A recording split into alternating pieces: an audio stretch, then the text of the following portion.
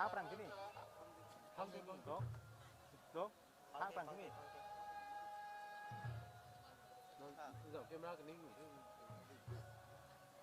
hay chúng nào có số cái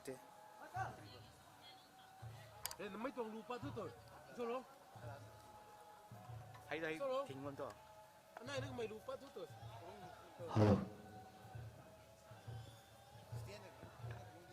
information thì thay rồi nhé hạt mấy tuần hô lông của hay gù lông đấy thay anh yêu tàu gần hay mobile sim mission thế hãy cùng người dân của nó hãy tuần hô lông của gù cái đấy thay flight mode của lâu tuần này silent mode của lâu tuần này mấy người nó phone để maintain cho sửa lâu còn thế anh yêu bishop holy mass là thầu cái đấy thay hãy cùng mình hay anh yêu có khuẩn thì sửa ra nó còn thế quý quầy tiên nã để tiền con chui lâu còn thế asai mấy tuần holy mass loài mặc sàn suy mãi lâu còn thế asar nôn tại từ bùi từng ở cùng bom bò từ mày tại giáo sư lâu thô nên nhiều thấu thế thì thay rồi đấy hãy tuần hall Jubilee hall của cuộc kinh thầy mobile phone hay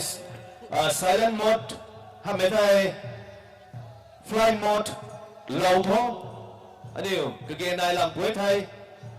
có pen hall pen của bạn là gì anh yêu cái game này mấy thầy cũng được sử dụng thế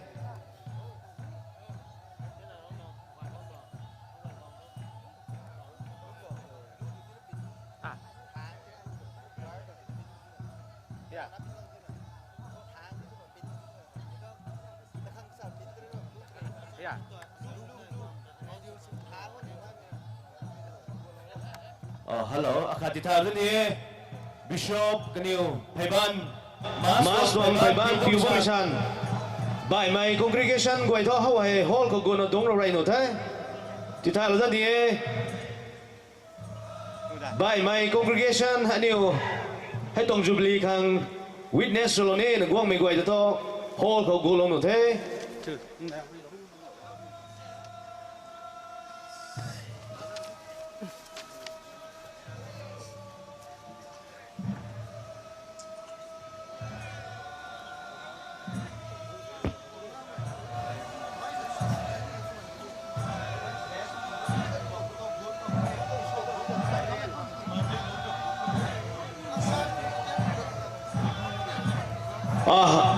akhati thao rất là thế asar non tại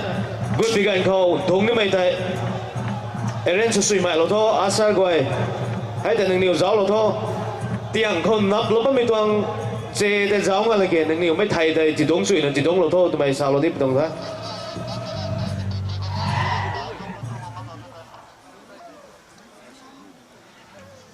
quay để loài lo cái thầy vậy mày audience congregation gọi thô hall khâu good đúng lo nọ thế akan ni information akan ti thalo ni Jubilee hall ko gulo ni thai mobile phone hai aniu mute silent ko talo me gai thai aniu mas la thau bigan ko hay ko me khwan dai ka king pa makang me quay na thai ba mission dei thì ke chum na ti thai lo bitong đấy aniu tiang kon nap lo ba mi tuang thai lai na me quay na dong lo khang then jalo na Catechison Lu Nun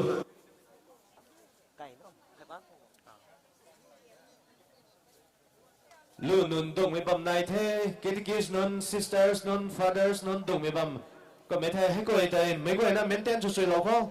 anh yêu mấy bầm khâu giáo nga lagi mấy người nó bầm để là suy lâu thôi tụi mình sao lâu đi bị tông thế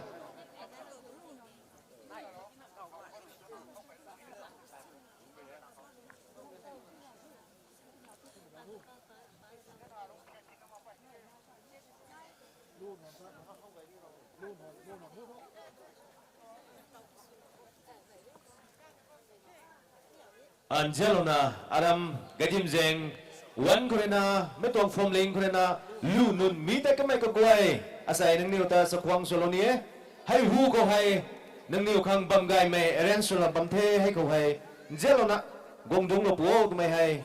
Ti thai bam da pitong ay Lu Gway kang hu ko eren sula bame bam hay Angelona hay bam hay free lâu gai mặc he nâng niu sinh lâu bị tuồng thế mấy khẩu hay nâng niu tiên sắc quang solona quang đông lô tụi mày lập bầm thì thái lâu bị tuồng thế cũng là năm tháng rồi nè quang mày kia luôn sắc quang su mày din bảo quay nâng niu khang tiên bầm cái bầm khai khâu eren solo bầm khang thế hay tên giáo luôn nè mấy bầm người ta đúng chui lúc hàng thì thái lâu bị tuồng thế anh nhiều cái này nó sao bị gần khâu mấy rắc thôi đúng bằng mấy gần khâu xoay mi tuồng này bữa nay có mấy gần của ta anh nhiều xoay mà khang mấy bầm người ta đúng chui lố mày hay thì thái bầm mi tuồng này asar non zero na asar gọi thế hall khâu golo na đúng mấy bầm để maintain đi số rồi không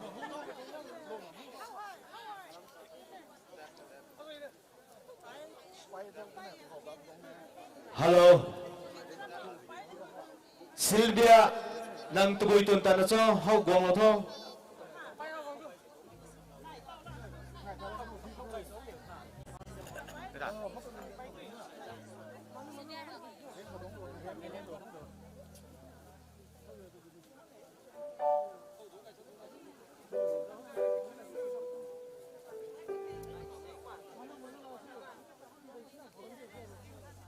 hello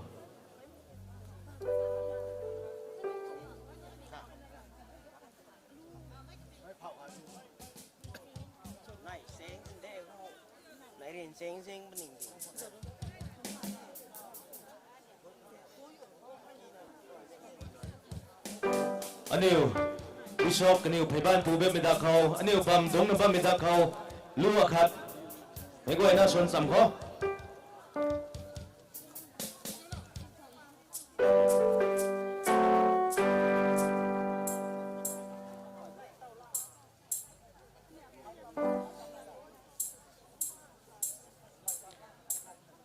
page 14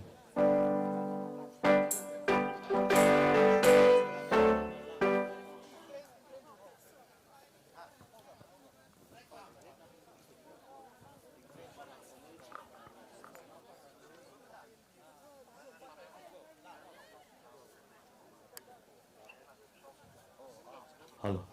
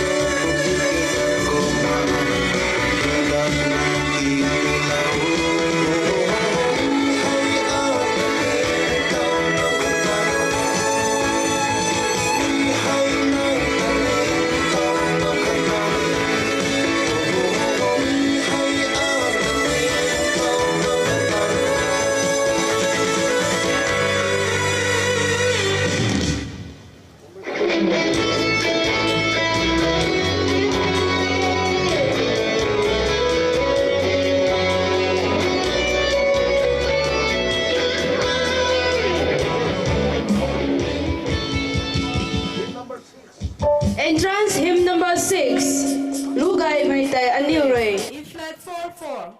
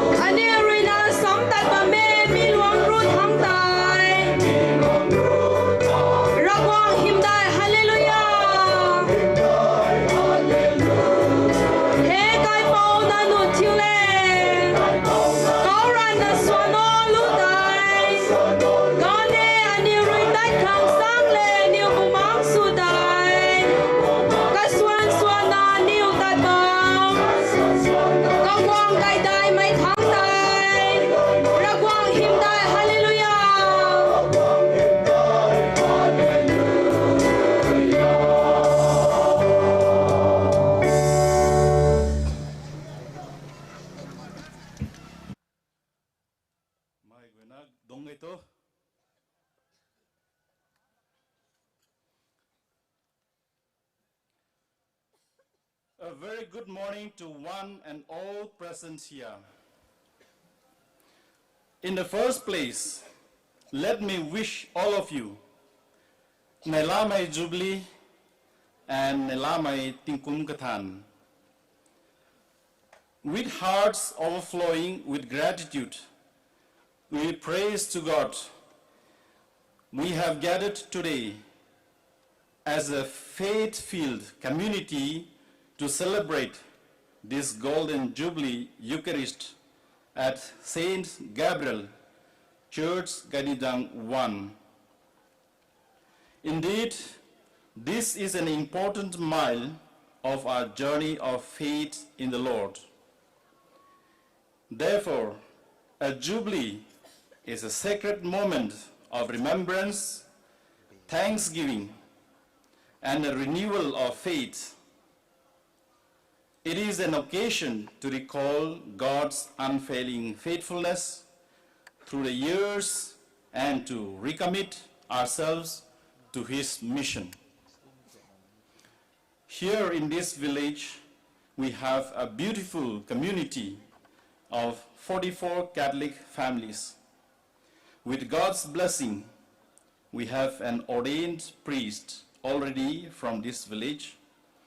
in the person of Reverend Father Josian Daniel Gangmai SDB and 5 nuns of different congregations working in various places. It is also a happy coincidence that today, 17th January, is the 6th anniversary of ordination of Father Josian Daniel. The priests and nuns from the village are in fact a visible fruit of God's blessings of the past 50 years. We need to pray for more vocation to priesthood and religious life so that more youngsters may come forward generously for the mission of the kingdom of God. On this joyous and grace-filled occasion, it is our honor and privilege to warmly welcome His Grace Most Reverend Linus Nelly, the Archbishop of IMPHAL, who would preside over this solemn Eucharistic celebration today. We are deeply thankful for his acceptance to be here today and bless us on this Golden Jubilee celebration. We extend our cordial welcome to our Reverend Fathers. We have Father Nicholas Kamai, Parish Priest of Saint Vianney Parish, Pinjang. Father Thomas Ningmai, Assistant Parish Priest, St. Joseph Cathedral Parish, IMPHAL. Father James Kamai, Secretary to Archbishop. And we have the inmate priest, Reverend Father Timung Francis, and Father Micro Lawrence, and deacon and brother and sisters, Sister Maria Superior, other sisters, then the Sister Mercy from the village itself, and then the other sisters are also present. Most welcome to all of you to this celebration. Our warm welcome also goes to deacons, religious sisters, and brothers present here. We are delighted to welcome the distinguished dignitaries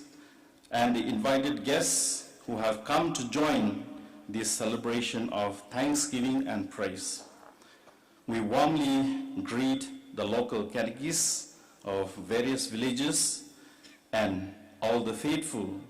who have gathered here today to join in this celebration of thanksgiving and praise. As we begin the Holy Eucharist, let us offer our thanksgiving to the Lord for the blessings received over the past 50 years by our people. We also seek His mercy and forgiveness for the times we have failed in doing His will. We pray for the renewed faith, zeal, and faithfulness of our people in the years to come.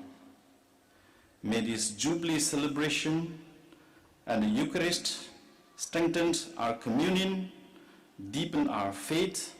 and inspire us to walk forward together in faith, hope, love, and unity, and service for the greater glory of God. We shall also pray for Shaun Sanlian Gonmai, who is celebrating the 3rd birthday today. May God bless him abundantly. So with these sentiments, let me invite His Grace to begin the Holy Eucharist.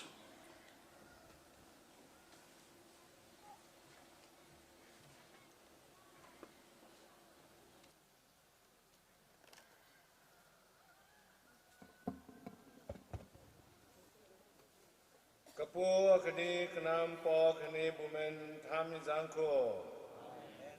Pobomirui nanyo tambam dondu dio. Jami achai kanai gwetu. Anyo nangwai tanindao lana. Mi kami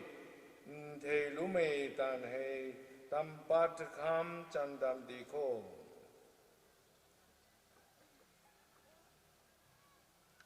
Ngampri Ribeiragwan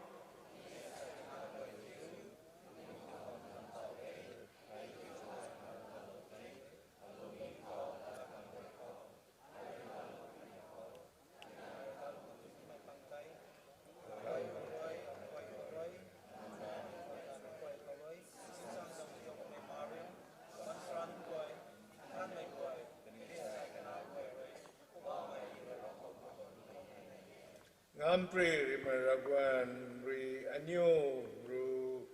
Kau Jau Jen Lu Dio Anyo Nuangwai Kwak Lu Dio Kani Anyo Kan Tak Magme Pan Ti Anyo Kan Pungwan Lu Dio Amen 19A and B.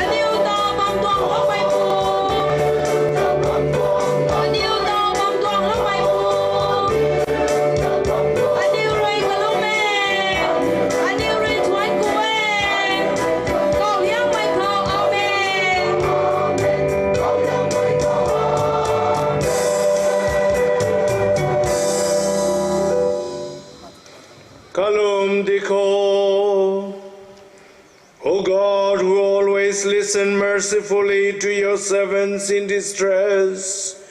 we humbly beseech you, as we give thanks for your kindness on this day of Golden Jubilee celebration, that free from all evil, we may constantly serve you in gladness. Through our Lord Jesus Christ, your Son, who lives and reigns with you in the unity of the Holy Spirit, God, forever and ever.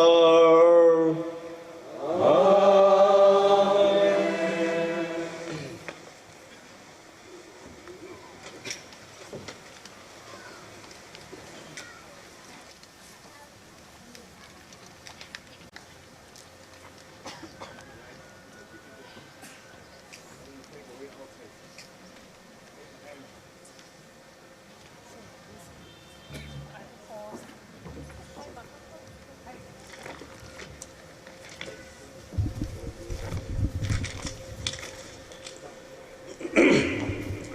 Follow Ray May. Mấy quay nó do sòng lâu khang. Leviticus chapter 3 na pangu. Karian ta sai khorina. lu nó sân hai ngàn lát đồn Jubilee tuang tiếng cung sân hai sắc liang sân hai phụ khẩu tiếng cung liệt đại na skill puni thầy tiếng cung tuang sân hai mày bu tuang giang ru mày nú nuan quạt lau khang tiếng mi nú căn đi KHOUPUM khẩu biangun amuan ran hina thai koma riang tang mai tingkum tai rai pa ni kan ni khau ban mai katana khau ning su mai kau paro ni hai nang yu khang Jubilee thai zualo mai lam rui gwai tai ka kai pau khau ti lau dat ni nei akhan ni mai gwai roi ka kai khau wang dat ni nei tiếng cung nêu tang mai cung tai nang niu khang Jubilee thế nang niu na bi ling kai nu ma ge rap lo mak mai dar kha thai ni rai tu nu ma ge mấy tiếng cung tai Jubilee nang niu khang in than mai tiếng cung thế lao bo khâu roi pat mai ngắt tai nang niu tu ni lai ni Jubilee cung khâu tho zualo ko mai lam dui gwai tai ka kai pau khang ti lau dat ni nai nang ne ro ram zual mai akhan ni liu mai gan khau akhata gwan nu magai nang ne kai ning khau roi ram dui liu thai Jubilee khau roi tin kum ka sing sak na mai tai sa na ti dang ni nai zual mai pu tai roi pulling in thai ni mai tin kum sak na kaman la ni nai tin kum gai thai kaman ni gai khang ne tin kum rawi thai kaman ni ra phang ngai kalam thu nang ni roi zuan ni mai hai pulling tuang kasing thai pui zeng roi roi ni nai nang ni akhata gwan mage tiki nang ni rawang ta ping thai o ai hay ring pau nang niu rog wang ngay mai hay po bao mi tuang la ke ngay Mundao Melu 4040 E flat 44.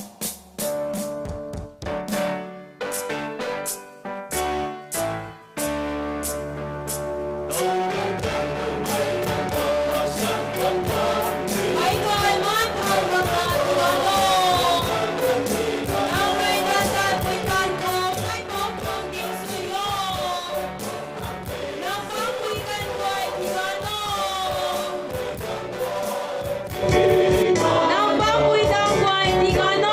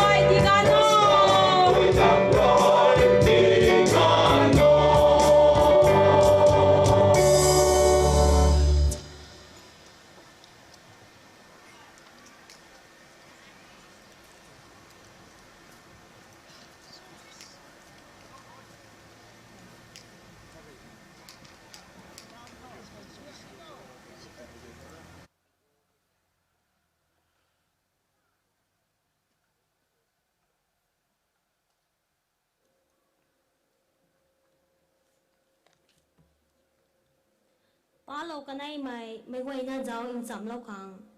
ไรไม่ก็รินไม่นุนกำลังขัดตวงกระเรียนรู้เขาเลยนะจุยนาปงงานและปีฟอมิงลุงเขากำลังปัดใหม่อาจารย์อาไกนาไวทิวอันนี้อุปบ้าไม่ยิสุคริสต์จันเขาอินเตาไอนึงนิวเขาจังหวยเย่นึงนิวไว้น่าลาดอินจามโมกุมนานึงนิวปังเขากำลังติปัดเร็วที่กี่นึงนิวลุงขัดจุนขนัดสุนักกำลังอักขัดนักเขาลุงงอกำลังทูอาจารย์อาไกนาทิว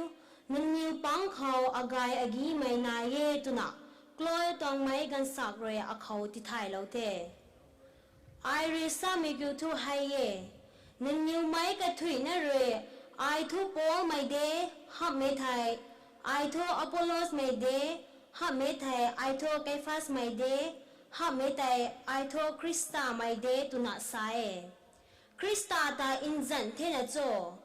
นึงนิวคังโปลรุยครอสเขาไทยเราเทนโจนึงนิวตาโปลจันเขาด้วยลบเราเทนโจไอเรระวังตาทุนกุเวกลัมทูคริสปัสขันนี้ไกยสตาฮับนานึงนิวกังขัดนาตสินีไอด้วยลบเรากันมาเกนี่แต่รีนึงนิวเรอาจันเขาด้วยลบเราเทตุนะไม่กังขัดนารีสินีสังมาเกไอรีสเตฟานัสกายแกขุนแต่นี้ด้วยลบเรากันนี้มีแต่หับนาใบไม่ทุโทไอด้วยลบเรากันมาไทยมาเกกลัมทูด้วยลบคังคริสตาเรอาตาอินดิวตูฮัมเมติกิมันใส่ตวงนิงติงลัดสาเขาละมังนาระวังตวงไกสัมดินอินดาวคังเดมีแต่รีคริสตาตวงครอสปุ่มตันสู่อามานะคังเงรู้นะตาจะระวังตวงงามขันยิงนิงติงตักแต่คริสตาเอกลัมทูครอสลำเขาซาบะไม่ละกังไตอามันบะไม่นุนคังโทกบ้ามักไม่อินปังปุยละเรจิกิระวังเลยกุเลาบ่ไม่อันยิวคังโทมีหายระวังตวงปุ่มตันเนกลัมทูไอรีนิงติงไม่นุนตวงนิงติงตักสู่อามันปุนีกุมนาสีกายเฮาปะไทยไม่ตวงตักไตสู่อมิเราปุนีตุนาฮิลาเวนิงติงปุยไม่กิวตะบุยทั้งท่าเรียกดันดินเปากิวตะบุยทั้งท่าอินตาวกันเขาตวงและอากีไทยปุยไม่กิวตะบุยทั้งท่าอินบ้านตวงนิงติงตักตาระวังเรอินปังไม่ติสูเล่ามักนาโจกลัมทูระวังตวงนิงติงเขาไตอินบ้านเรระวังตานิงติงปานเรไทยมะเกอันยิวอินปังไม่กุมนาดินอินดาวบ่ไม่เขาลุมเล่าไม่ไหวตากูเล่าคังระวังเรดิงเราเทจิฮูดีไม่นุนเรสูอินซินไม่ตาพูเวกุมนากรีกไม่นุนเรนิงติงตักตะกะฮาเวติกิอันยิวทุจิฮูดีไม่คังไพสุยไม่บำขันนี้เซนตาไม่นุนคังอินปังไม่ลัดสุไม่ครอสเขาทั้งร้อยไม่คริสตาจำดินบังตัวเงติกิรักวังเรกาเล่าไม่นุนคังโตจิฮูดีไม่นุนคังนี้กรีกไม่นุนคังนี้คริสตาให้รักวังตวงปุ่มตันขันนี้รักวังตวงนิงติงเงกลัมทูรักวังตวงอินปังไม่ไตรวยมันใส่ตวงนิงติงคังสวงนิงติงเงขันนี้ระวังตวงอินส่วนไม่ได้เลยมันใส่ปุ่มตันคังสวงตันเนมีให้ระวังละกังเง Gospel acclamation Hallelujah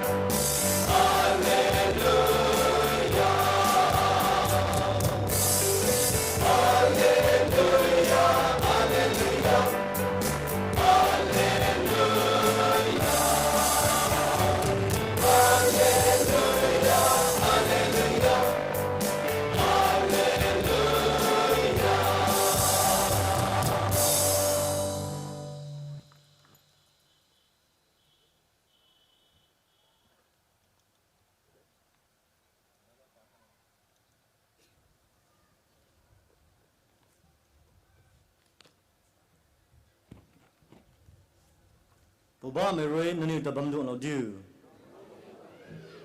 อินทันไม่ไกลจำให้ลุกรหิไม่ทะเลนาปาลปิตัวเง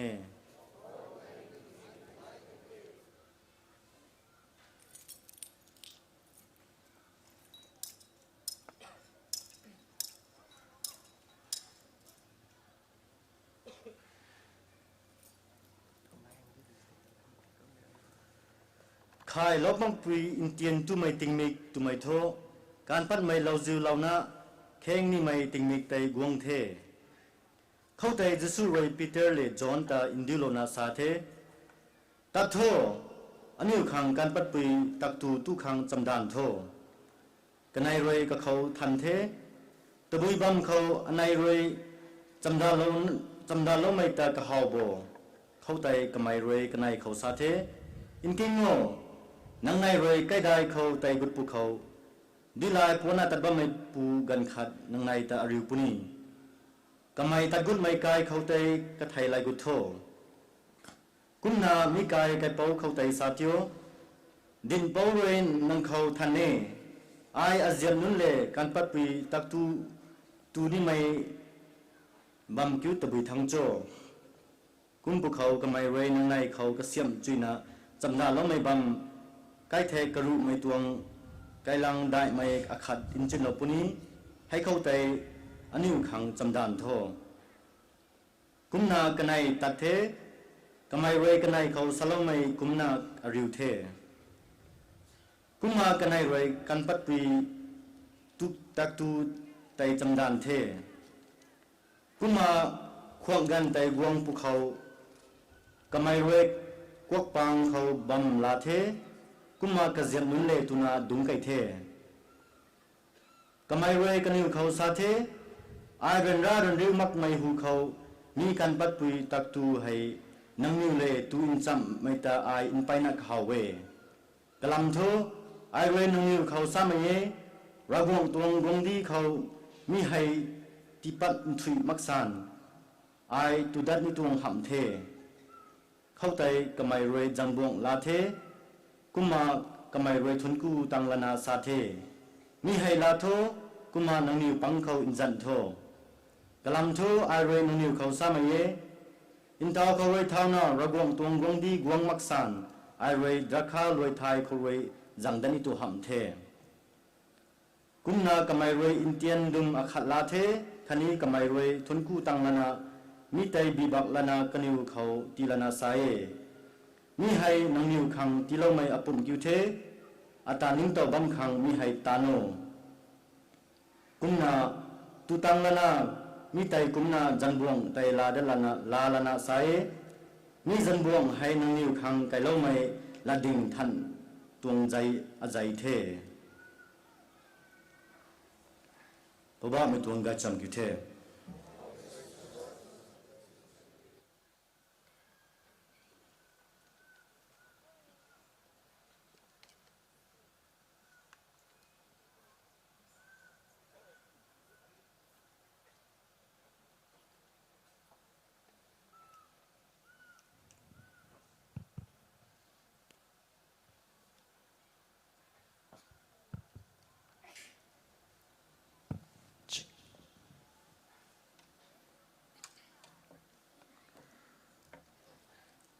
It happened in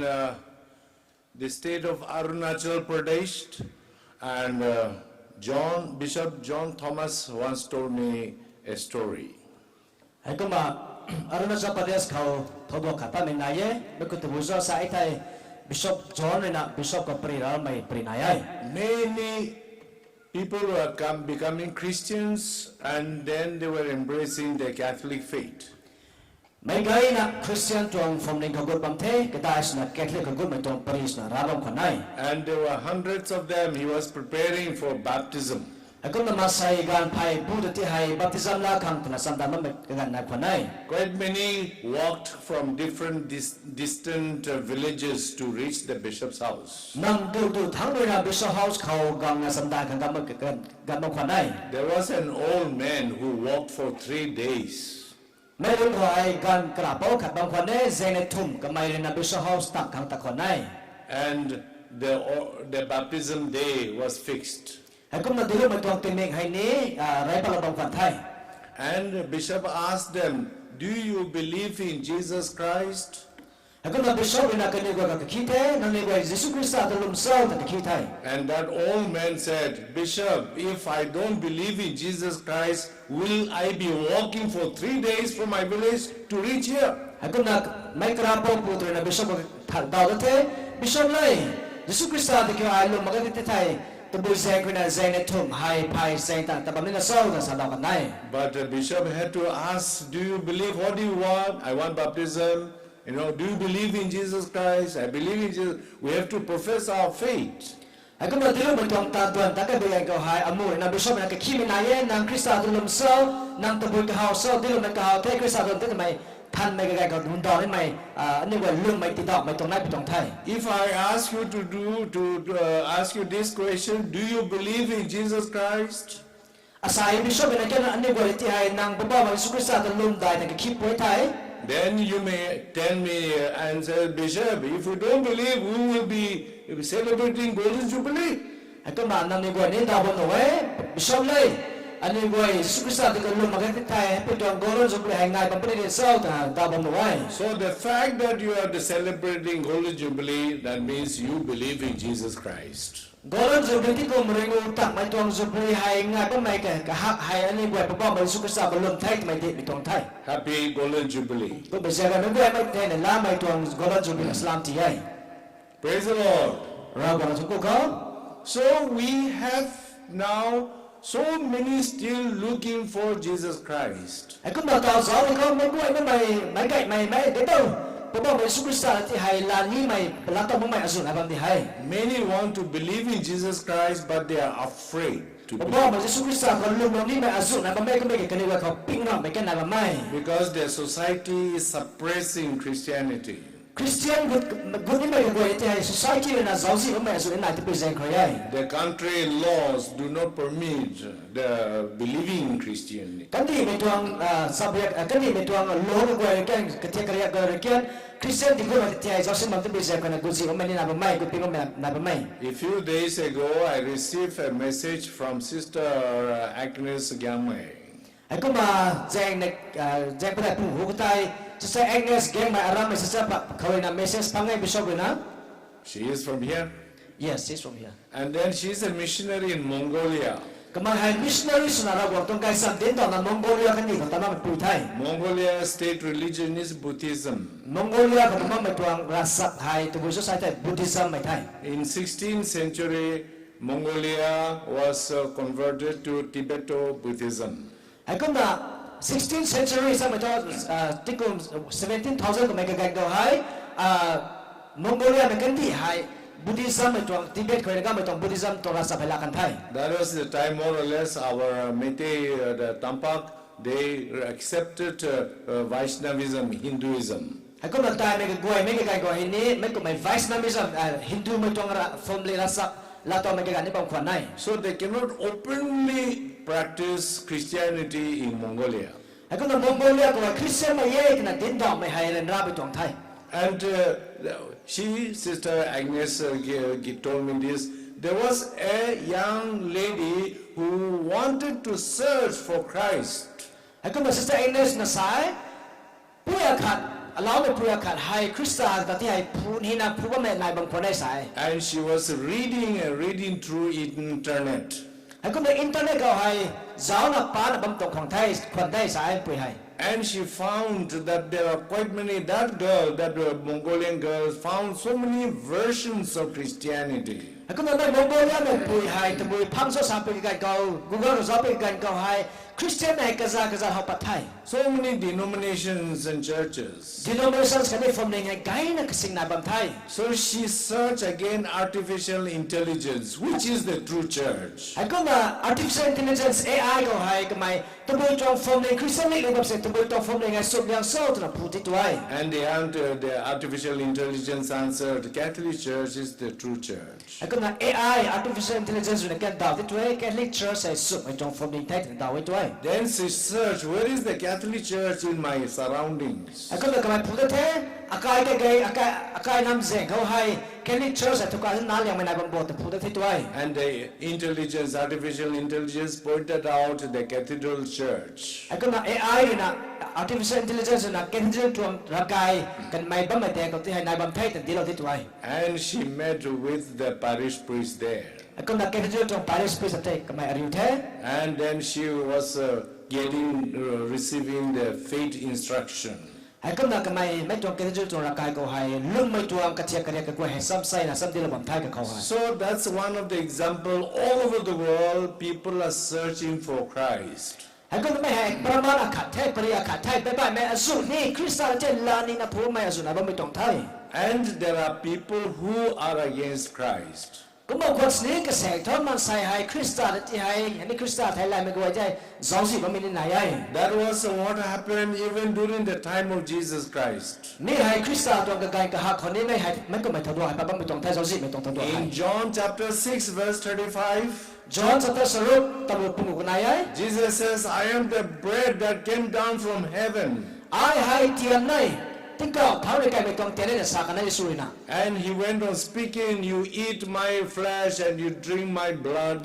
อาจารย์ลัตุท้อคันนี้อาจารย์ละจังท้อแต่คริสต์สารกันเนี่ย And so many people there, especially the Jews, they said, who is this telling us to eat flesh and blood? ไอ้ก็มาจิ้วที่ไม่ได้กลัวนะไม่ท้องเศร้าอาจารย์ลัตุอาจารย์ละจังก็แต่สารไม่กัน And they found his teaching so hard to believe. ไอ้ก็มาคริสต์เนี่ยสารไม่ตัวงละให้ลุ่มข้างคันนี้กันนี่ว่านิ่งต่อข้างให้นิ่งไปไม่ให้โกงไทย Because they cannot see with the eyes of faith. กันนี่ว่าลุ่มไม่ตรงมือนะเขาปังงามาใคร Their hearts were closed. กันนี่ว่าลุ่มทูให้บังไทย And their minds were blind. กันนี่ว่าลุ่มเฮงกับกวยนี่เทียไทยไม่เขาปังงามาใคร Could not see what Jesus was teaching spiritually. ก็เป็นเสียกันนะผมว่าตรงเลยคริสต์สารไม่ให้กันนี่ว่าเขาปัดไทยมาใครเราไทยมาใคร In John chapter 6 verse 66. John chapter 6เขาเล็กสุดสุดเขาฮิโลเตอร์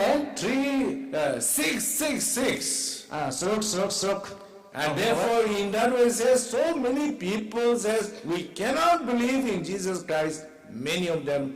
left Jesus Christ. John 6:66 ตัวสารสอบพระเยซูคริสต์สัตย์กับเป็นการก่อให้เราไทยไม่พิเศษกว่านะไม่รักษาให้เราดูนู่นไม่ละนำมาใครนะ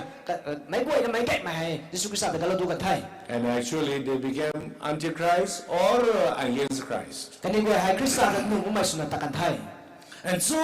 those who followed Jesus Christ, they went deep down into all the levels of teaching of Jesus. ก็เหมือนคริสต์เขาลงน้ำหายไม่ก็ว่าเท่าคริสต์ด้วยนะสัตย์ไกลไปไกลก็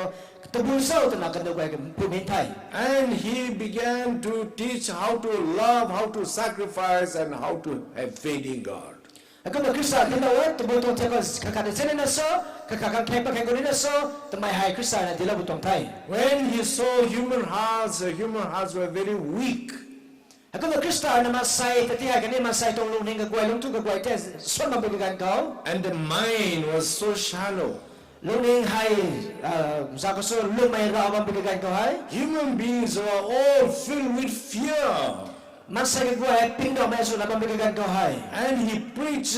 do not be afraid so many times. ก็ต้องกันมาเลยนะที่เราไว้ตะบุษายไทยปิ้งเยอะทำไมให้ไกด์น่ะสักไม่สลับกันไทย And Jesus said, "Ping you more than 27 times in the New Testament." New Testament ก็ได้ถ่ายเขาให้เยซูคริสต์เรนาสุดสนัยผู้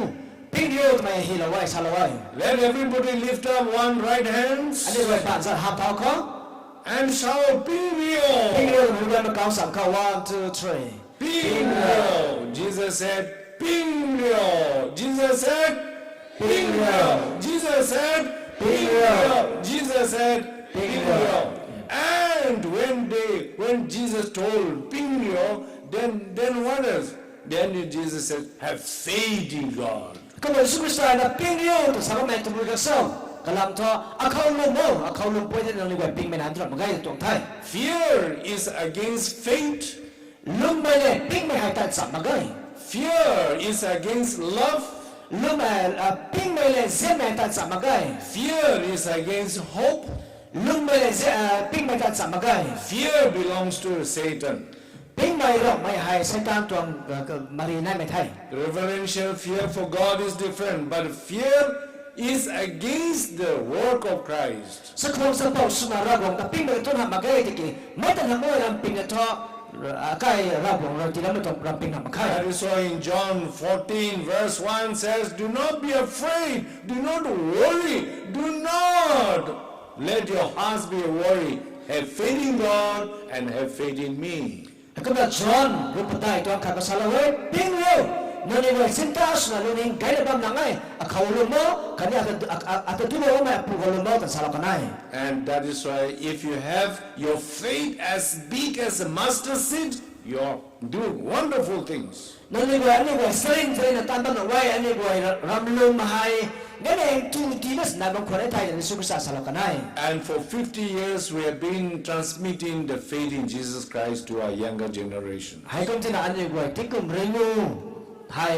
อันนี้ว่ารำลุมให้ต้องหลักกับด้วยครั้งที่การบังคับตัวไทย We thank God for the gift of the missionaries, the priests, the sisters, the catechists, lay leaders. อันนี้ว่าเขารู้ไม่ทุนรู้ไม่อามุนหุ่นแกนิกิสหุ่นซิสเตอร์สุดกว่าแต่อันนี้ว่าเขาหน้าทุ่งกุลติเขา Blessed are those who carry the feet of the feet that carry the gospel. ไอ้คนนั้นฉันก็ยัยทองปุนีกับพายด้วยนาเราบอกตรงใจสัมตินต่อเราไม่ได้กวยให้ Romans 10:15. ร้องรู้พุ่งตรงชาลไว้ And therefore the faith is alive here today. ก็เป็นสิ่งที่ใส่ให้นี่ว่าบางตัวลืมไม่ให้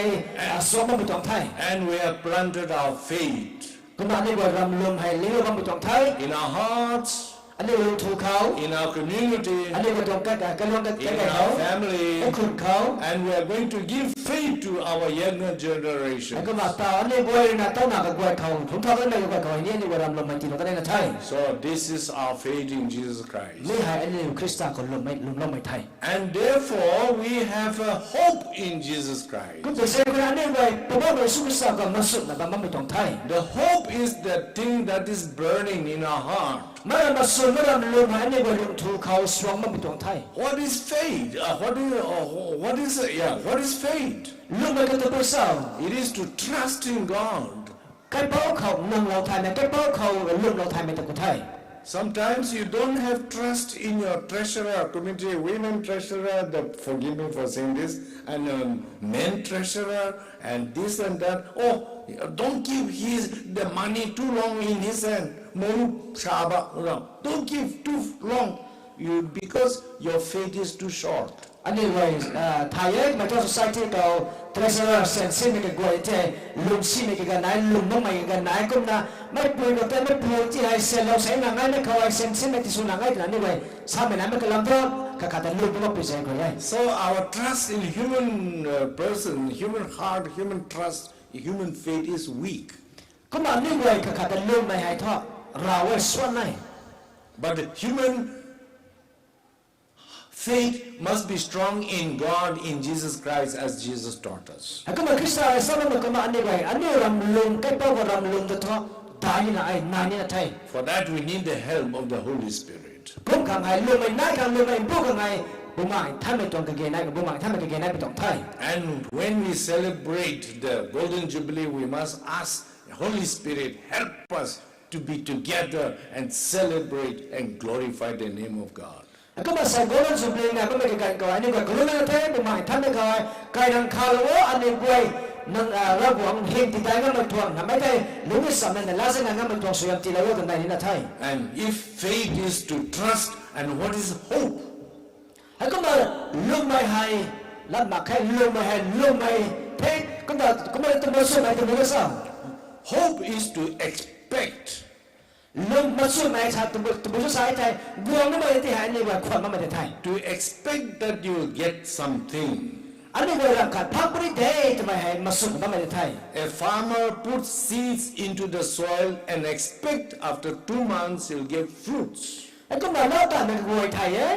รับทุนเราก็เราเป็นการก่อบุญให้บุญถูกตั้งให้กระทายไทยพวกนี้ทำไมลงกายไม่น่าไปต้องไทย That is why the heart is warm.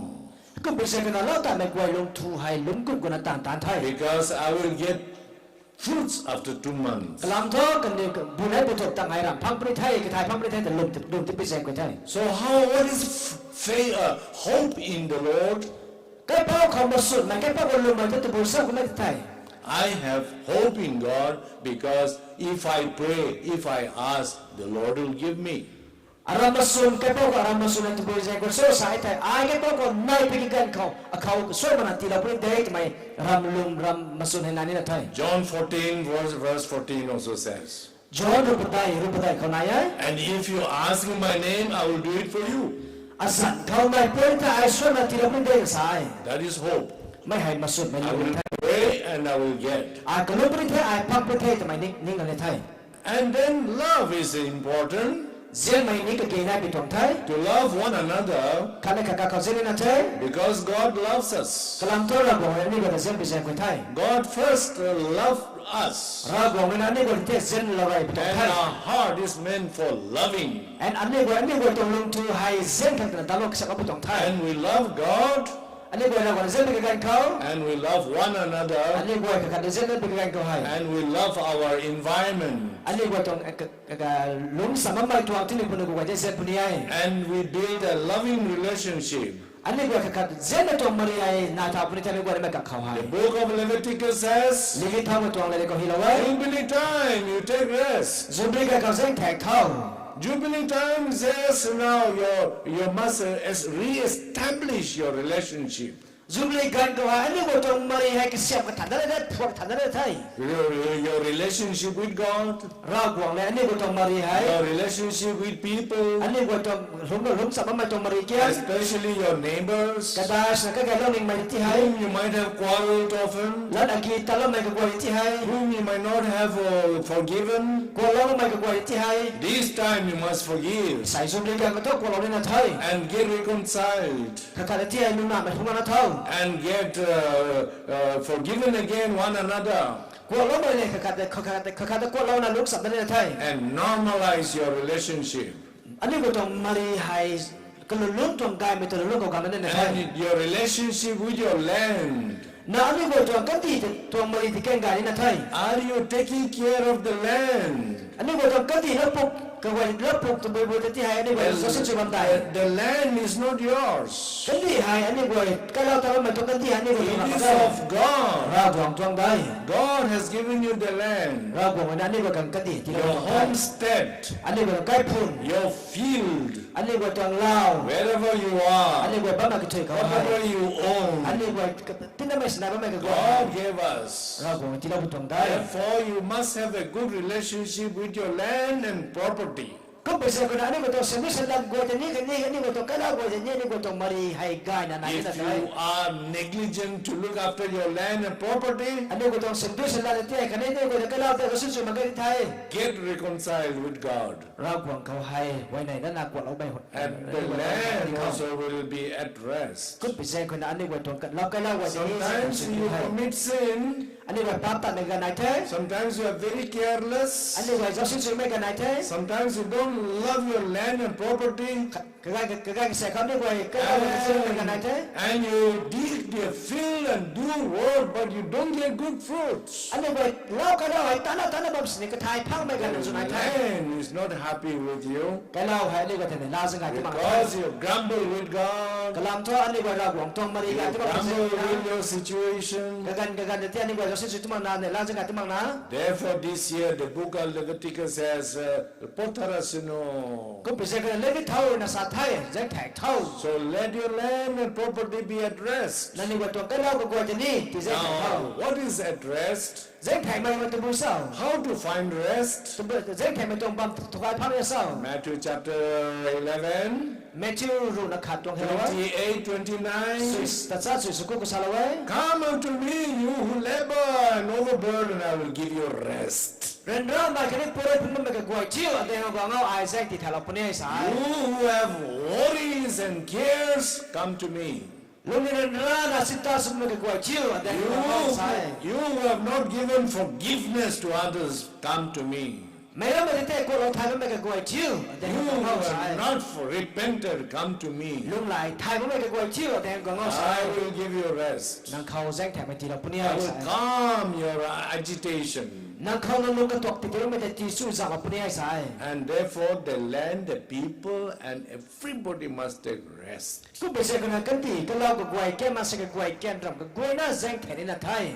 Sometimes we construct the house. It takes so many years. And we don't know how to take rest. One trip land, one trip of sand is coming from Dimapur. You cannot sleep. You have invested lakhs of rupees and things are not coming.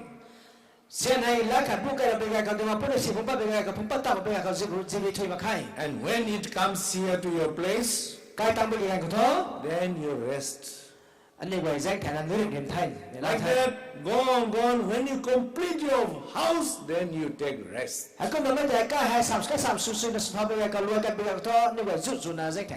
You till your soil, your paddy field, and you bring your harvest and you rest. You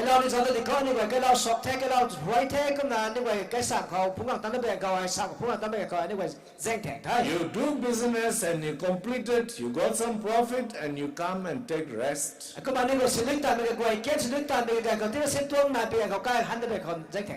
You have committed sin but you reconcile, you made your confession and God forgave you and you take rest. And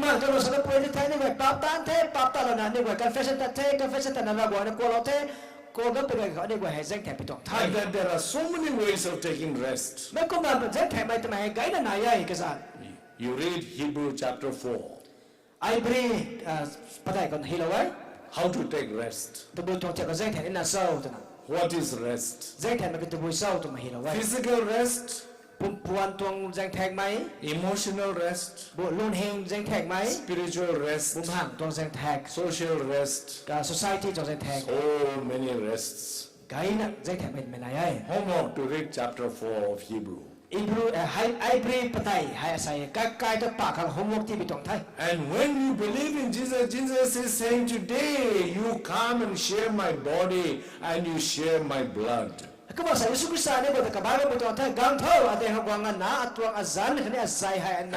Giving you everything for you to rest. And therefore do this in remembrance of me. What is written there? I don't know, it is there. Luke is there. Luke 22:19. Take this bread and take this wine, and then you share the word of God. You read the word of God. I have spoken to you. You celebrate, and with your right leader, right only validly ordained priest, the apostles, do this in remembrance of me.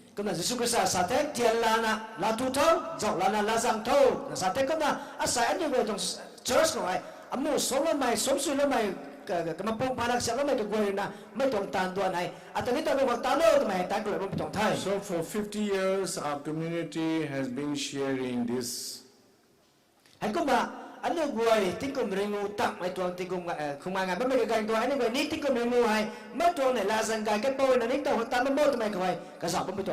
we obey the words of Jesus and we follow his ways. So for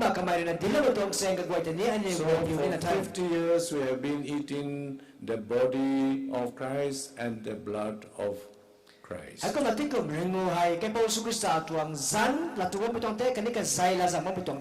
Today on this day of Golden Jubilee celebration, we read the living word of God. And we celebrate and preach the word of God. And by the power and the merit of Jesus, who instituted the priesthood in the bishop and priests,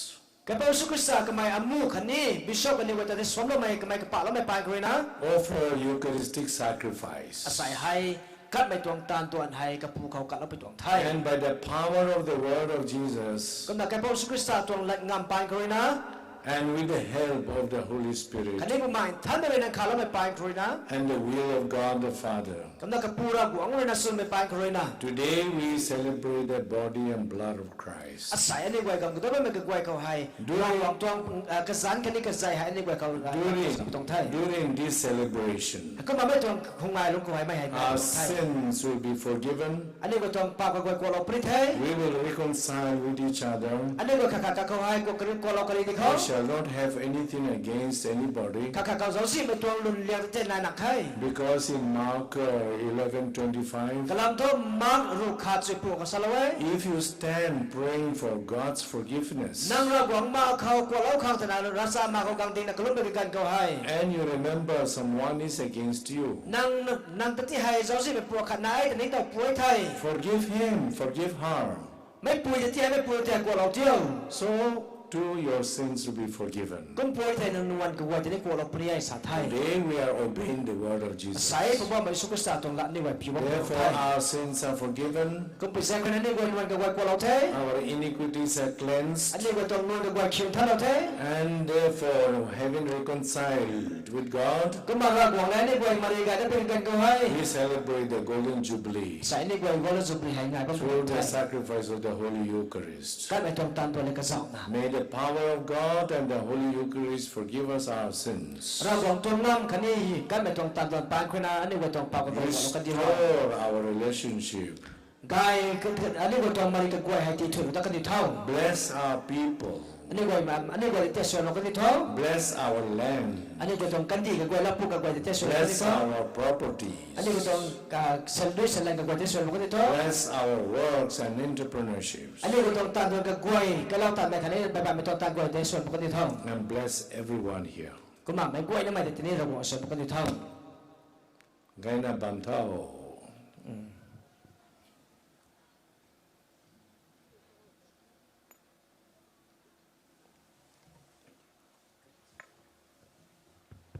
ไม่กวยนั่นไม่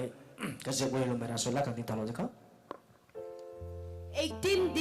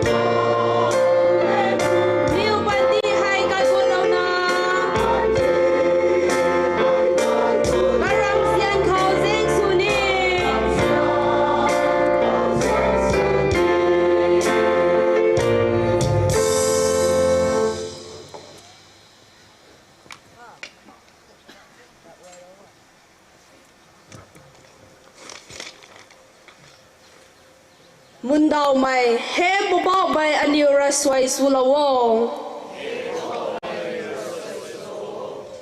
lai riang mai he king sang ring swang mai ragong aniu rei nang khau kalum me hai kiu chu aniu tong pop bishop amu khani catechist ka buaita nang tong buma in han mai rei zai lo tan diu khang akhani buma khwam sui mai ning ting khani bum tan kaniu khau chilawo aniu kalum dikho he pabao mai aniu raswai sulawo kanai mai he zian thai mai ragong kani khau kapi kaga subam mai kagwai na ru khau su zeng mai in zian mai la zan gai mening ting akhani pum tan tilawo aniu kalum dikho he pabao mai aniu raswai sulawo kathum mai he zauzian thai mai ringpo asai aniu Saint Gabriel Catholic Church Reinang Tuang Sohiam Zauzian Bangkho Tingkum Riangu 50 years Lungtang Lo The asai lum mai nang mai nung ru kho luming in than mai khani Christian Tuang Panti Tai kai khun ka gwai na lung in dao ti in chin in dao palam khang pungtan tilaw na ro he aniu kalum dikho padai mai he tim pukle kan di damlong mai pura gwang mansai mathiu mai gwang ba mai nun ru khau nang swahiam Jubilee tuang swahiam bun kai lawo in swam ba mai khani ren ra ba mai kani wai ru khau ni tigai lo mai swahiam khani chu zang mai tai tilawo aniu kalum dikho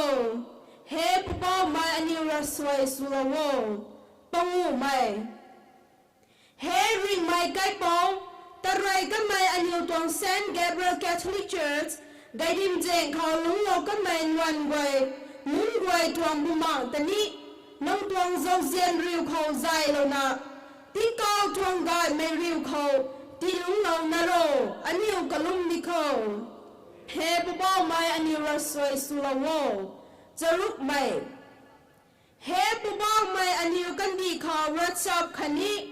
phuming tuang tan tai tan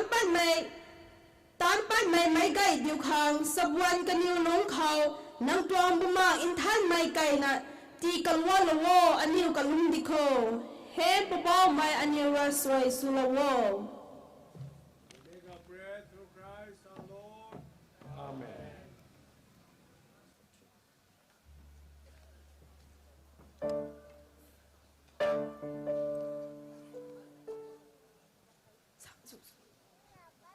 God menu count 72.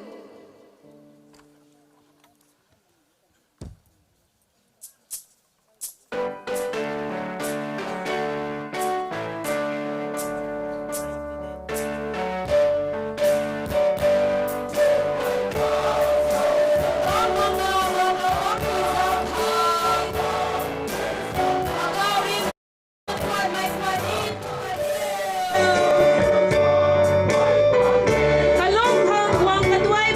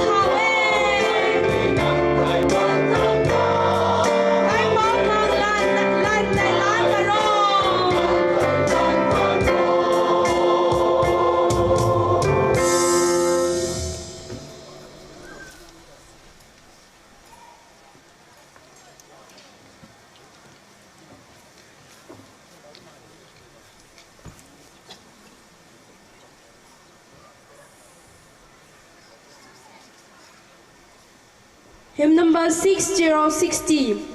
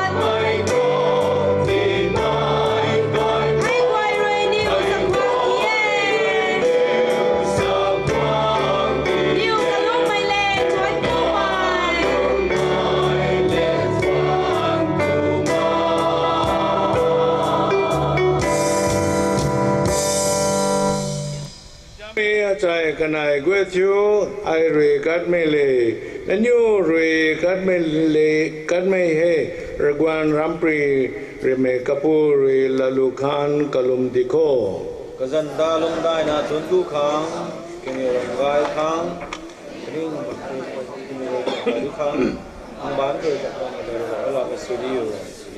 For the gifts you have bestowed, O Lord, we offer you the sacrifice of praise. Begging that what you have conferred upon us in our unworthiness, we may give back to the glory of your name through Christ our Lord. Amen.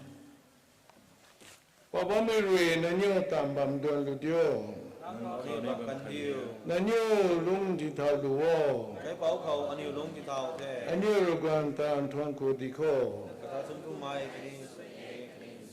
It is truly right and just our duty and our salvation always and everywhere to give you thanks, Lord, Holy Father, Almighty and eternal God, through Christ our Lord.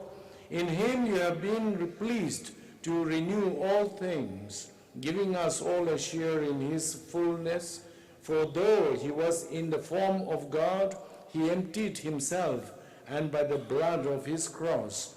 brought peace to all creation. Therefore he has been exalted above all things, and to all who obey him, he has become the source of eternal salvation. And so with the angels and archangels, with thrones and dominions, and with all the hosts and powers of heaven, we sing the hymn of your glory, as without end we acclaim. 18E.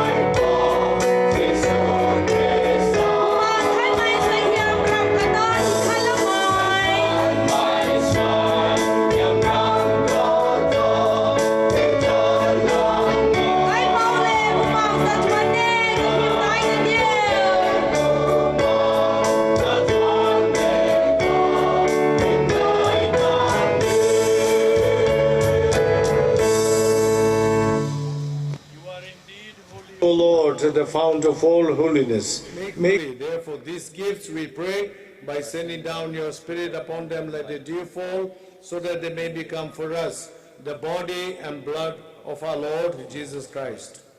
At the time he was betrayed and entered willingly into his passion, he took bread and giving thanks, broke it and gave it to his disciples, saying,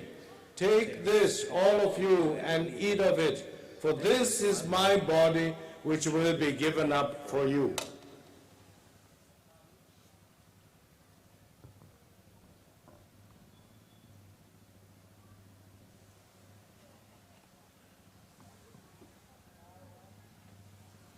In a similar way, when supper was ended, he took the chalice, and once more giving thanks, he gave it to his disciples, saying, "Take this, all of you, and drink from it.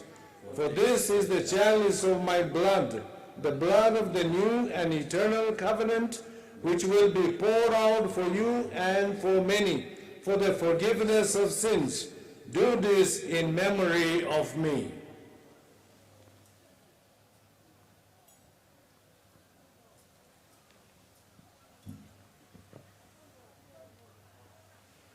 The mystery of faith. Bóng mày nâng thầy mày ta hạ như rê sai đào quên, khả ni nâng trần thao đất mày ta điều tin đọc bầm ní, nâng quang đất mắc sàn.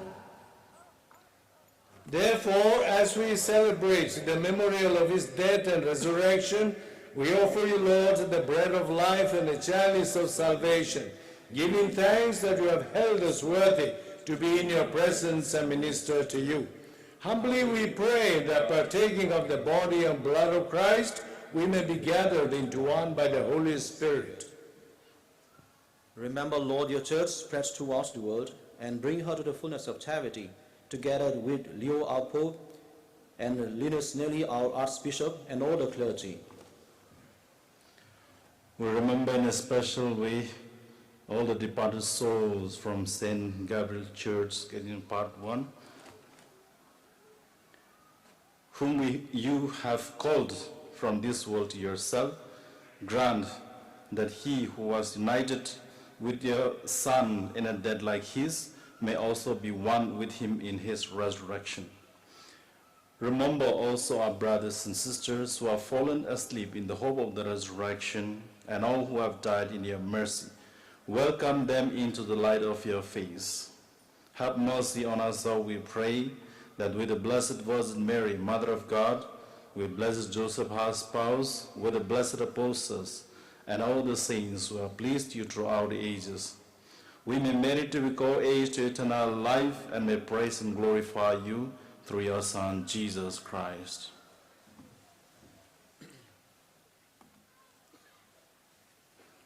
Through him and with him and in him, O God, Almighty Father, in the unity of the Holy Spirit, all glory and honor is yours forever and ever. Amen. In the words our Savior taught us, let us pray.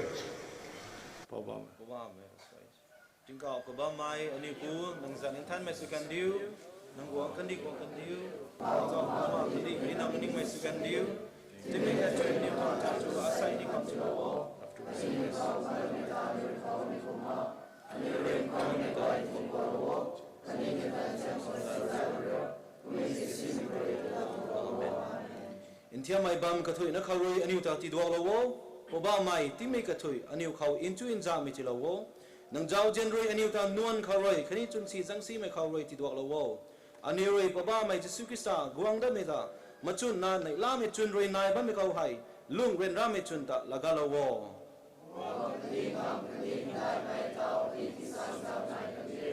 oba mai Jesu Krista nang roi ding jam nun khau salawe ai ren niu khang in chu in ja mai ti lo du thai atong in chu in ja mai na niu khau ti lo thai aniu nuan gwe ta jaw lo rio kumet ke nang prom ling khau lum lo mai nun ta jaw lo wo kuma nang roi ning mai thai lai na in chu in ja mai bun kai lo wo kalam tu ting sang jang ring na guang tu ba mai ra guang kiu nang nge. Amen. The peace of the Lord be with you. Nang khau ni nai kan diu aniu khau in chun ja mai lun tai khale khat khau kat kari dikho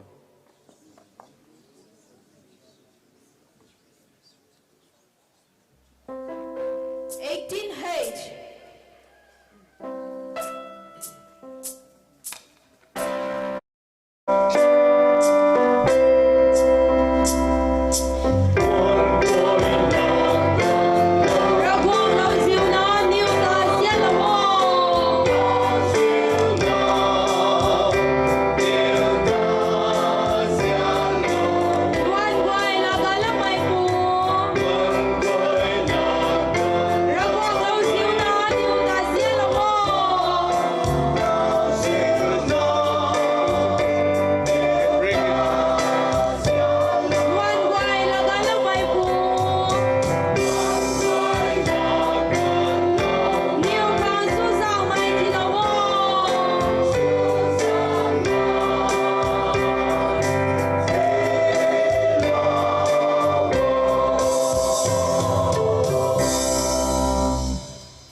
The Lamb of God, behold him who takes away the sins of the world. Blessed are those called to the supper of the Lamb.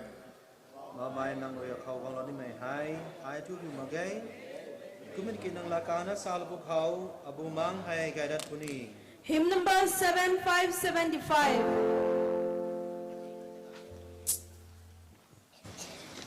Amen.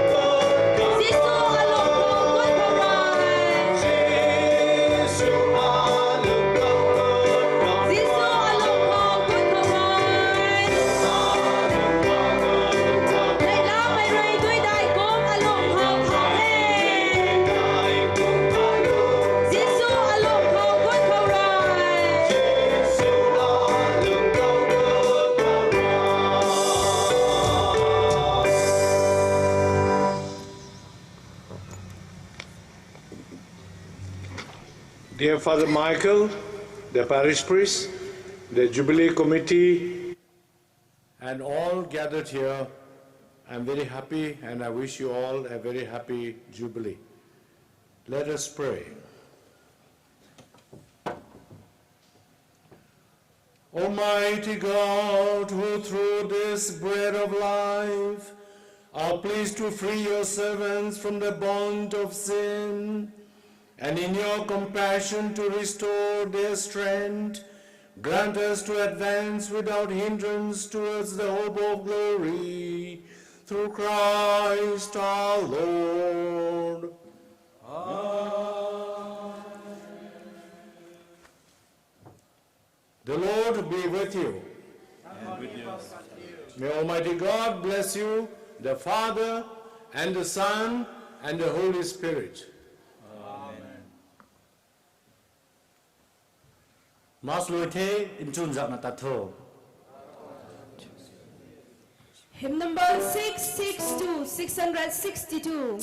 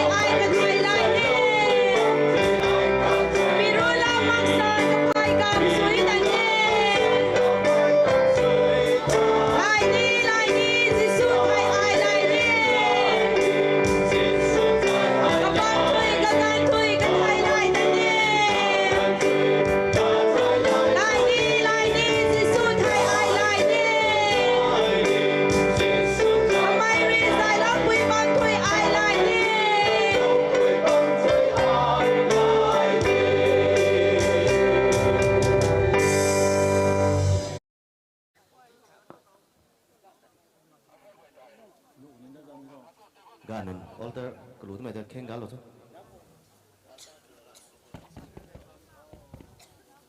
Mas rai mera swai kam cross ron kapu khani kana pau khani bomen thame jan khau amen.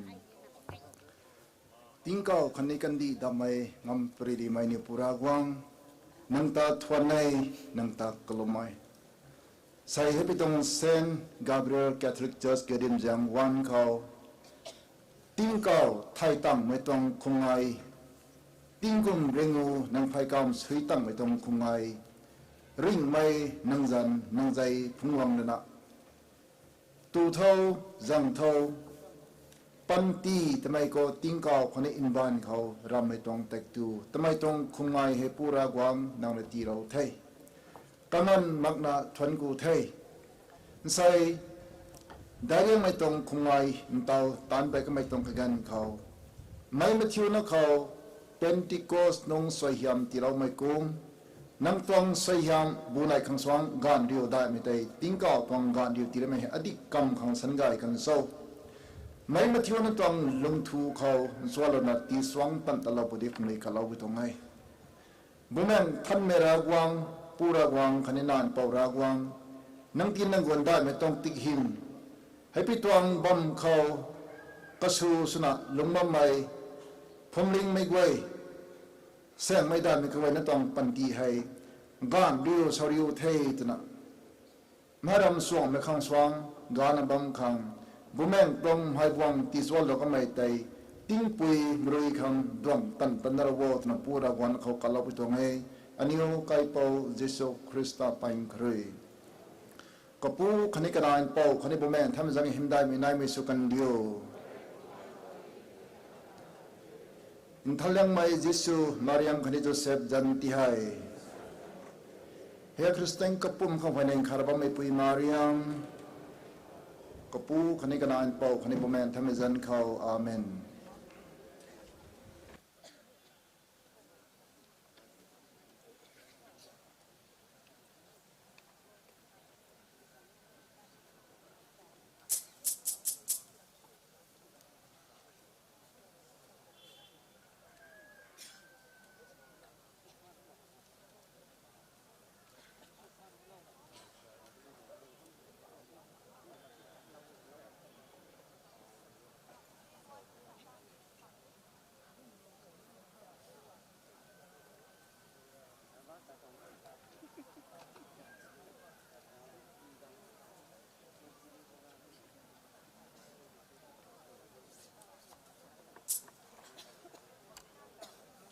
ngang lầu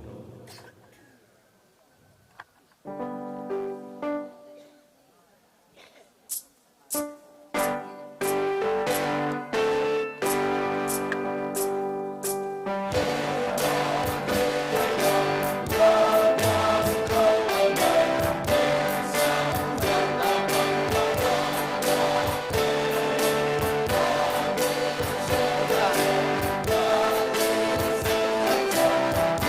lỡ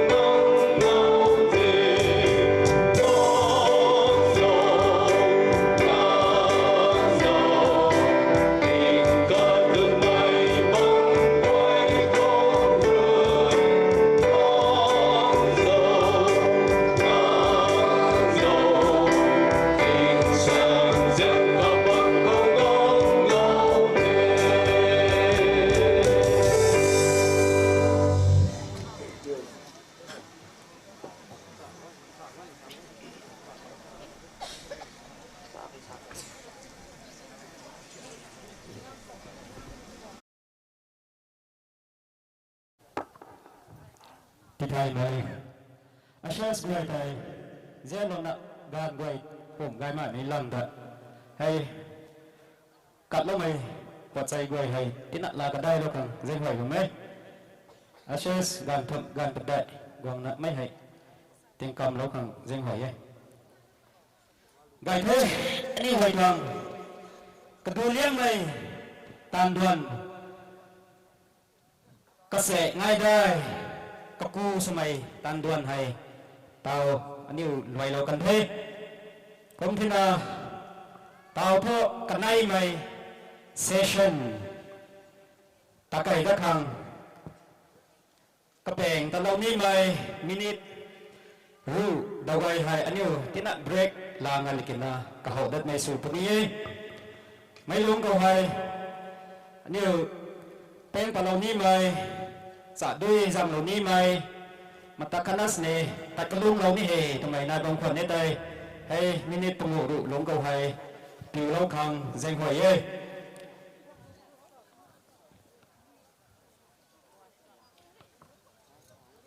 cũng này happy tuần second session khẩu ta kể đất mày tàn đoàn khang hay thì đủ lâu ní mày nếu gọi đời sắc quang sum mày Pau kazan sakwang manasa pakau bingang lung game my IS retired chairman Hill Area Committee MLA 54 number AC kamai rina ne wait tuang kamong hai bumpy la na ti kru lo mai kamai rina solau da puniai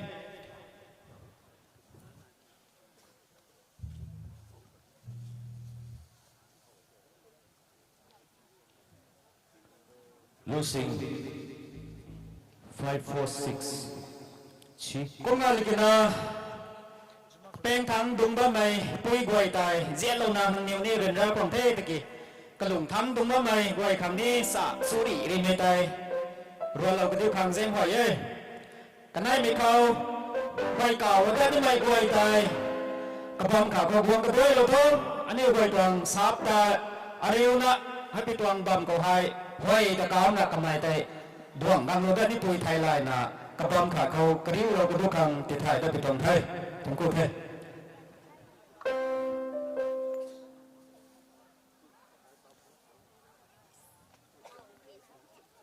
best dặn cho sao tu best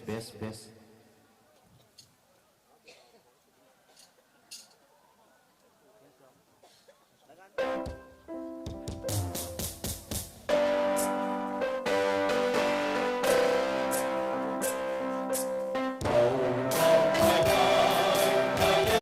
Ghiền Mì Gõ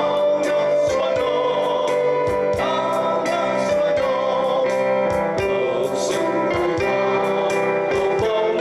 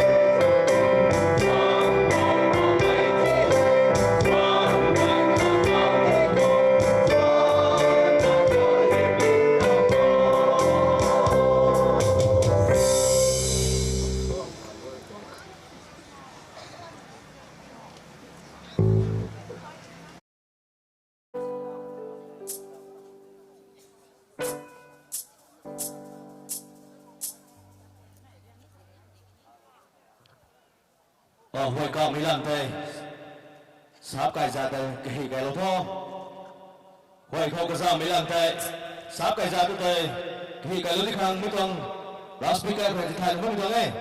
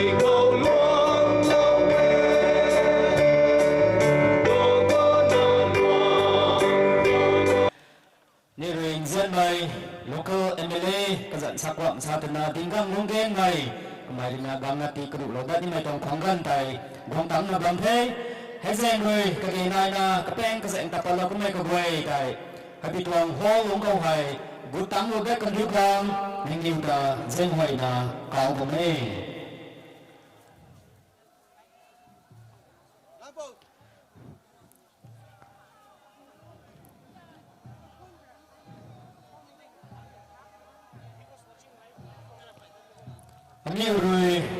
mấy tuần khoảng gần đi hai khuân cái đêm đâm có quay đó xăm ra đó này khoảng gần ở sự tại Ariu na quang bị tuần thay tàu thô cả gan tại là tàu là nợ bằng thay anh yêu cả gan gáy xị là xăm đàn gan cần thay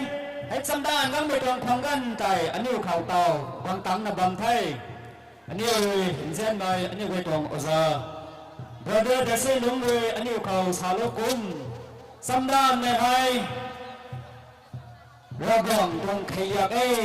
là anh yêu không bị lộn đuôi là anh yêu hay xăm đàn càng cần thế ra gòn khi giặc tại piu là anh yêu hay con càng cái mày tình ân sự có tài anh yêu mấy tài mộ lao mầm nọ như thế nào để ra đâu có mày ta nói đâu có màyให้ไปทวงติงเอกให้ระบวงกับทั้งคู่มาปรุงผ้าคังที่กระดูกมาปรุงผ้าคังกันนะคนบ้านในติงเอกให้ดวงตามเทยคนที่น่ะกระแปงกระแสงตัดเราทำไมมันใส่กระบวยใจให้ไปทวงโคเขาดวงตามเราพุทโธกันนะเสียงหวยนะเอาคนที่ทวงไทย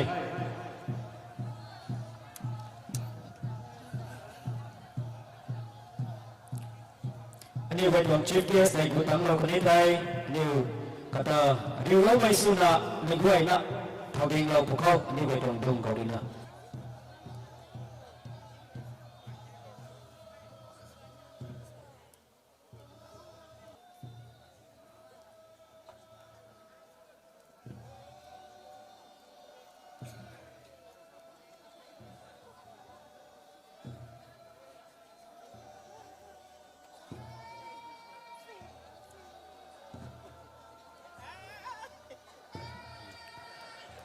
announcing good happening na nabang khati thalo ni fathers boy dong gari thau na gang mai driver boy kai sabi unlock sula khundu khang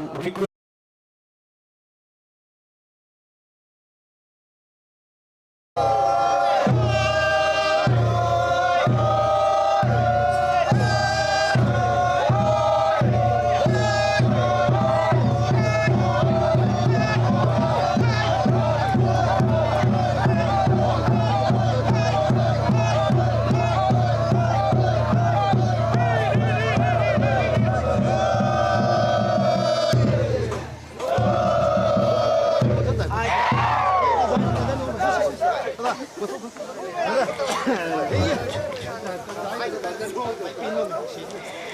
is the day that the Lord has made. Let us rejoice. Be glad in it. Psalm chapter 118, verse 24. Most Reverend Dr. Linus Neely, DD-JCD Archbishop of IMPHAL, Sri Dingwang Lung Gyang Mai, Chairman Hill Area Committee, MLA 54 Nongba Constituency, Reverend Fathers, religious sisters, and beloved members of faithful community, a very warm and grace-filled welcome to you all. Today is not just a celebration of time, but a celebration of God's faithfulness, people's perseverance, and a journey of faith spanning 50 blessed years. As we gather to commemorate the Golden Jubilee, our hearts overflow with gratitude to Almighty, who has guided, protected, sustained this church from its humble beginnings to this glorious milestone. With deep joy and thanks,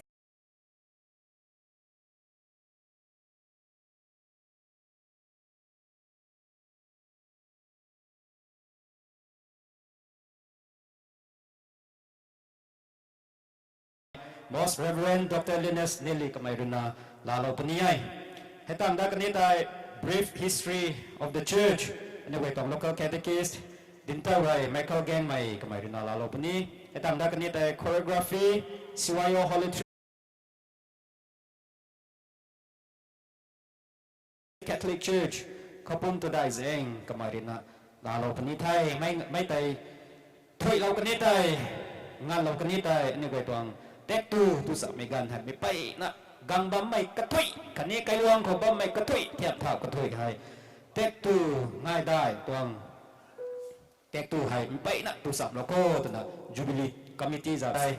mi pai na thun ku mai le ka zap na sakhong su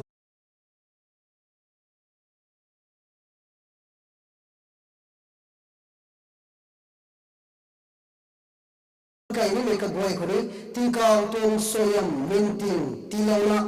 ani thong no ba ni boy ko ni ani chun ani ning kai kham lan palana ka ge nai mi tong lak ke ka boy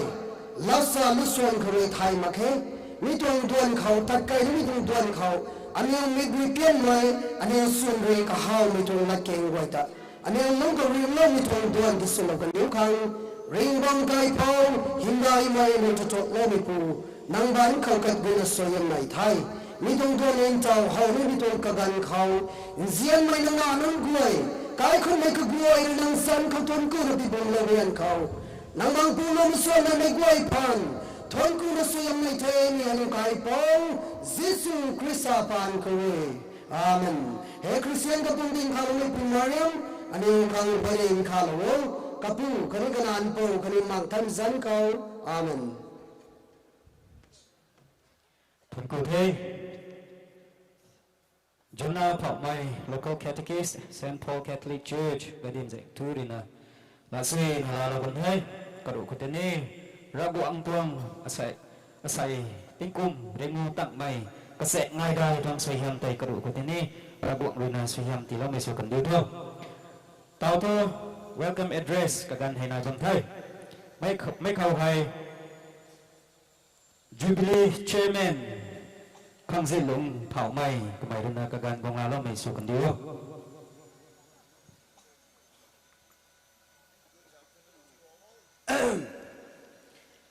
As we give thanks and praise to Almighty God,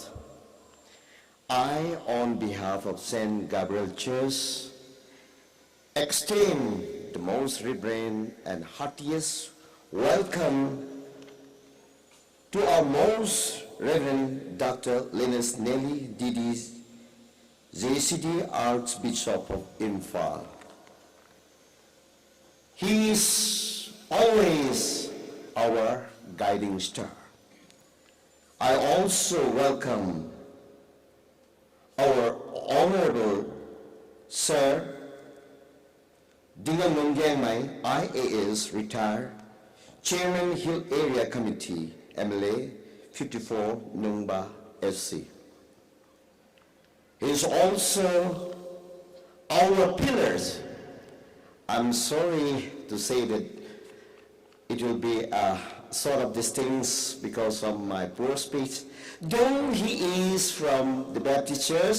I should say that he is the member of Catholic Church. In every need, he is our constant support. So I extend heartfelt welcome, and I also welcome to Reverend Father Parish Priest Hingba Michael, St. John Bosco Parish,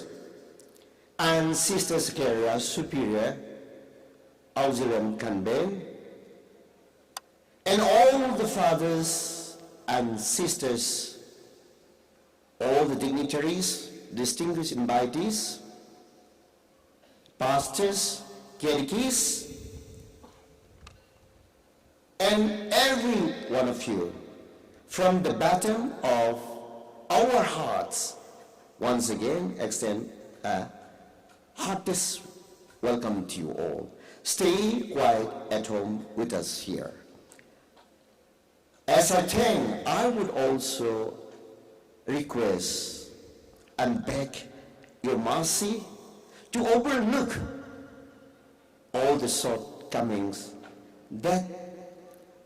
which is due to contribute to your heart's content. Once again, I extend my heartfelt welcome to every one of you. Thank you. Thank you very much, sir, for your gracious words of welcome that beautifully set the tones for today's celebration. Your address truly reflects the spirit of unity, gratitude, and joy that defines this Golden Jubilee. Thank you, sir.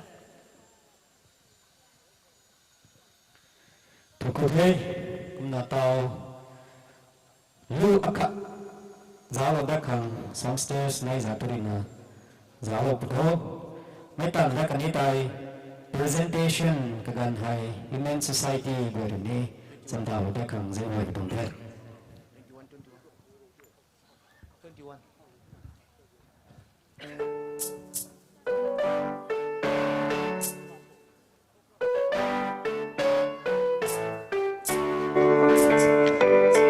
cho kênh Ghiền Mì Gõ để không bỏ lỡ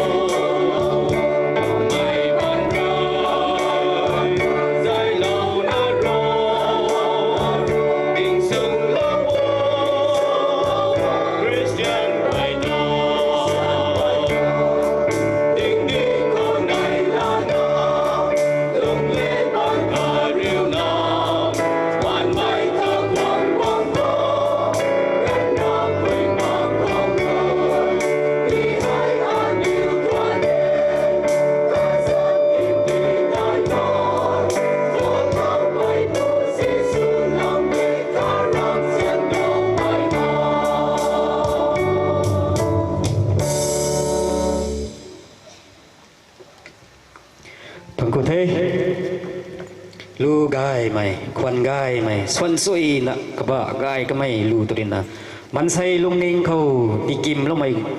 tuna ingan sabuan panti ko guai na guang ka duai na lu swan sui ba mai ka guai na ta pai na kang thon ku mai dau wei tau hai cái bát đi mày gần presentation sa mày không gần hay này là bầm thế mấy khẩu hay women society bùi nuốn quầy để xăm đa lộ cái đúc hàng danh hoài bị toàn thay rải liang mấy khẩu request số lâu ní ấy anh yêu rồi sắc quang số mày cái dặn sa quang mana sa biểu mana sa tina Din gang lung gang mai IAS retired chairman Hill Area Committee MLA 54 number AC kakang tai pui nun za thurina rai liang me khau gang ti lo ku khang danh hoài bị tuang thai he tang da kan ni tai Most Reverend Dr. Linus Nelly Didi JCD Archbishop of IMPHAL kakang tene piulo ku khang danh hoài bị tuang thai he tang da kan ni tai anh quay tuang dân mai amu sumai Father Michael Hingba Parish Priest Saint John Bosco Parish KHOUPUM kakang teni huam lo mai su kan diu tho ka gan tai gang la lo tho. May I request our chief guest Sir Dingang Longgang Mai to stand up and receive the presentation from the Women Society, which will be followed by Most Reverend Dr. Linus Nelly Didi, JCD, Archbishop of IMPHAL.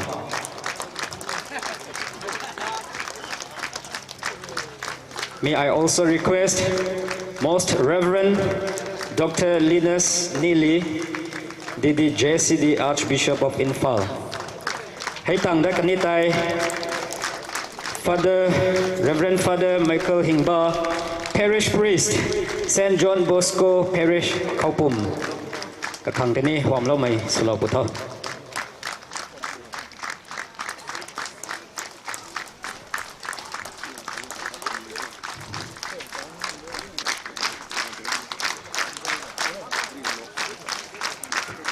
Brothers, gọi thực hiện thâu tiền lâu búa.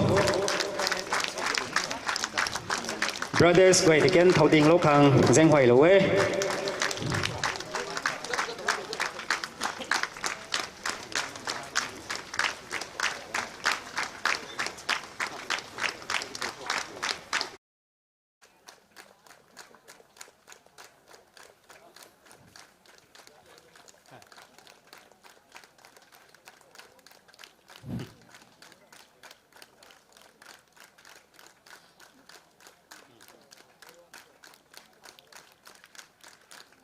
Hãy tạm đất ní tay former touring catechist gọi tên ní quang lâu khoản ní tay khâu thu khâu bát đình lâu của đúc hàng danh vậy ấy cả dặn xin là cáo bộ lâu khám cái ní thế cả dèm thô thải mắc mày ní hai phải dèm của đến là mày bay nè thải sắm lâu khang cáo gạo lòng như thế rai yang me khâu aring anao tu tuang ấy mai hai kamai hai ban thảo ban ti suna mặc ăn thế tu na bảo hệ nè anh yêu thay tặng thôi su quang đất thế mà cái này me khâu Francis Ngam Lung ram lung sung tham ấy cái yêu thế hay invitation suna invite suna cáo lo tuang thế cái gong tang lo mai nai thế gong tang ngam mai nai thế cũng mong quan sự ní cáo list cáo cái giáo tu thay lại na cái yêu dân hay cáo bao lâu ní thế cái thu mấy cáo Casey Alfred Tameng Long Mark Dim Pui Lung Gang Mai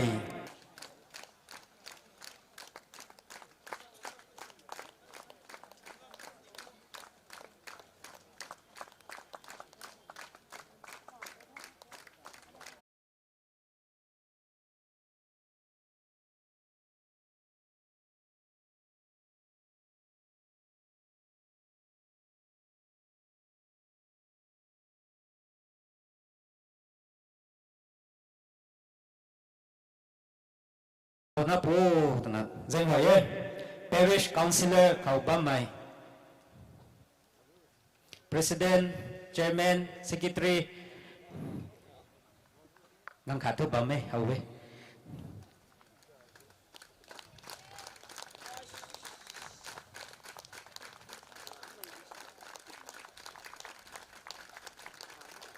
hệ tăng đất như tại parish level của Women Society tuần President Secretary cái này để khen gồm lộc ham thôi Women Society parish level tuần President Secretary tại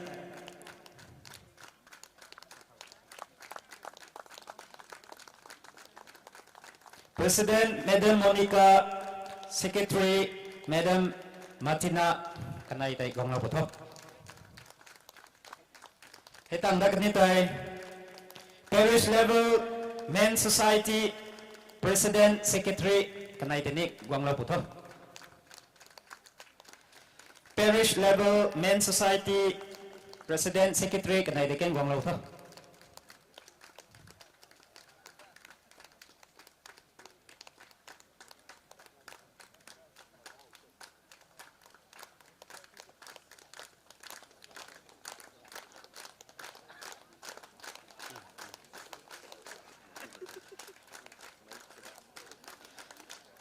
công an ketang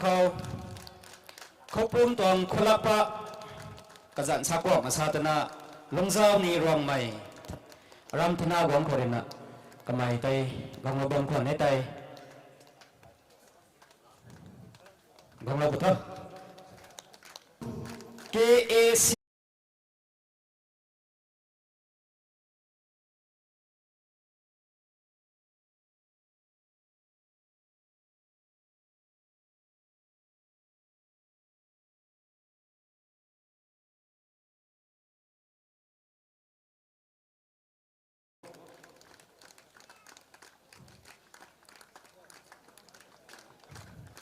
Comme na Ram Baptist Church của ba mày Deacon cũng là ba mày nón thì này gang lâu búa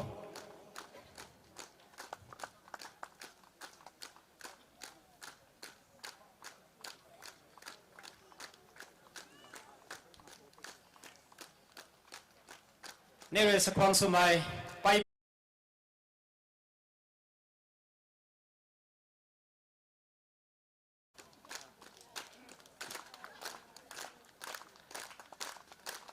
bảo số mày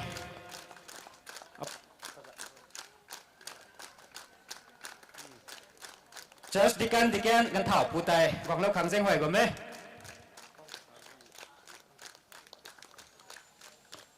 bảo xuân bộ bảo tài hoặc lâu kháng danh hoài của mê cũng là hay nó rạm mắc mày KHOUPUM parish khẩu hạm mắc sini kitikis guai guang lo bam khoan nét tài guang lo na po tu na danh hoài của mày committee giả tu na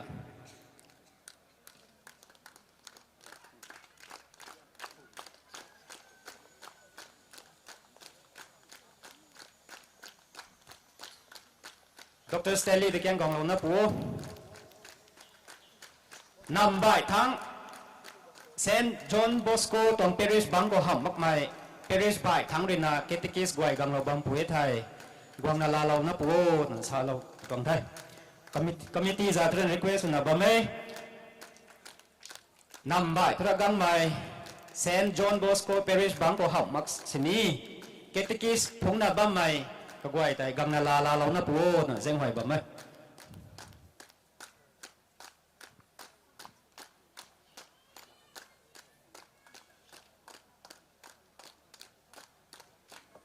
last but not the least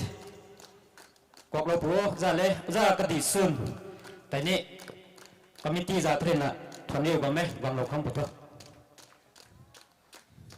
wang lo thamai ba mai ni ka kai rieng loi mai wang bam kwan ni tai ngang la lo na pu tho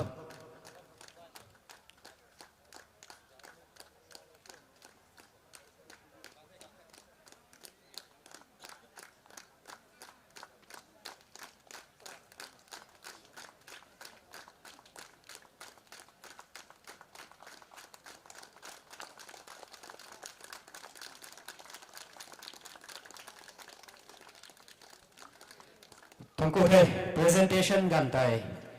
khâu điện là loại lâu mày số thế cái tăng khâu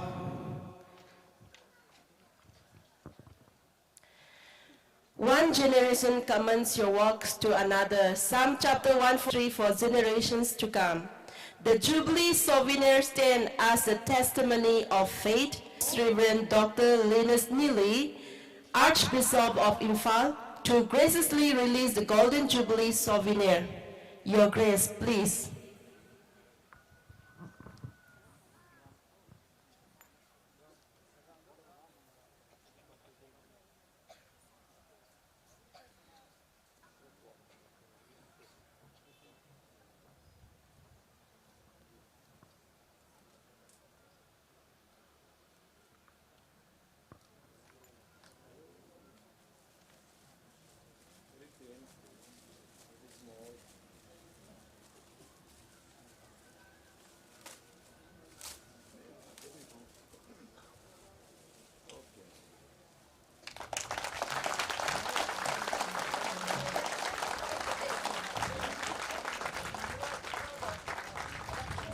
Thank you, Your Grace, for unveiling this valuable keepsake. This souvenir will remain a cherished memory of God's abundant blessing upon this church. Thank you once again.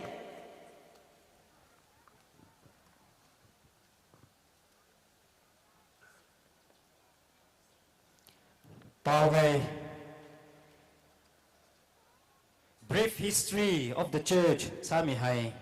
Local catechist din tau rai Michael gang mai. Kamai duna lalo mai sudi.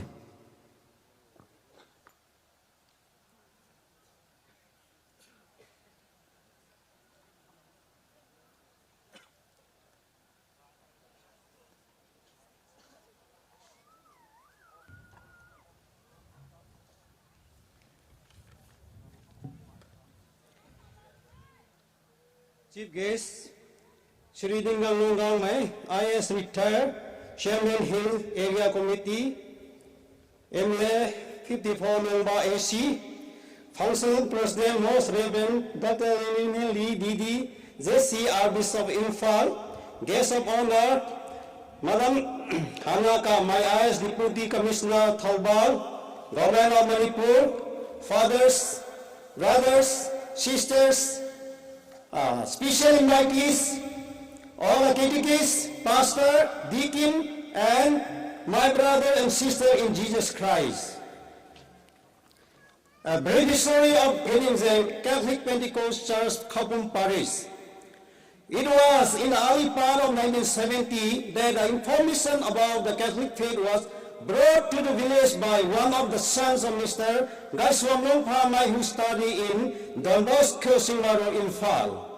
Later, Mr. Kakhiak died. Thomas Gamai and Mr. Kapun Singh Gamai request Father Reverend Maria Parish priest and very helpful Christian Parish Melong, who was then attending the Catholic Congress held at Hanagon village in 1973. For the spread of the Catholic faith, on their request, a team of priests led by Reverend Father John met along with Mr. Aring Henry Diploma Catechist visited the Catholic, the village for giving instruction about the Catholic Church. With joy, we now forward the Golden Jubilee with heart full of gratitude and hope,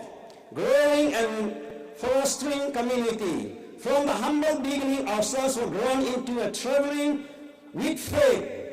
Today we are blessed with a population 230 faithful members. Many of our members were service in government job, testament in dedication, hard work, blessing, and we have enriched our community. The church financial health also improved significantly, enabled to support both spiritual and social endeavors, movement, and set us. In the year of 2012, our church witnessed a major development vision that led to the establishment of Second Catholic Church in Gaidimjang II village. Though separated physically, both churches continue to the journey in faith, unity, and mutual respect. In 2013, with the guidance of Reverend Father Tingle Francis, SDB, and the generous support of Mr. Robert and Mrs. Emily from USA, we are Gaidimjang begin a new building church. This marks a new era in our community spiritual life. In our honor of this renewal, our faith was renamed St. Gabriel Catholic Church, symbol of divine and mercies and mission.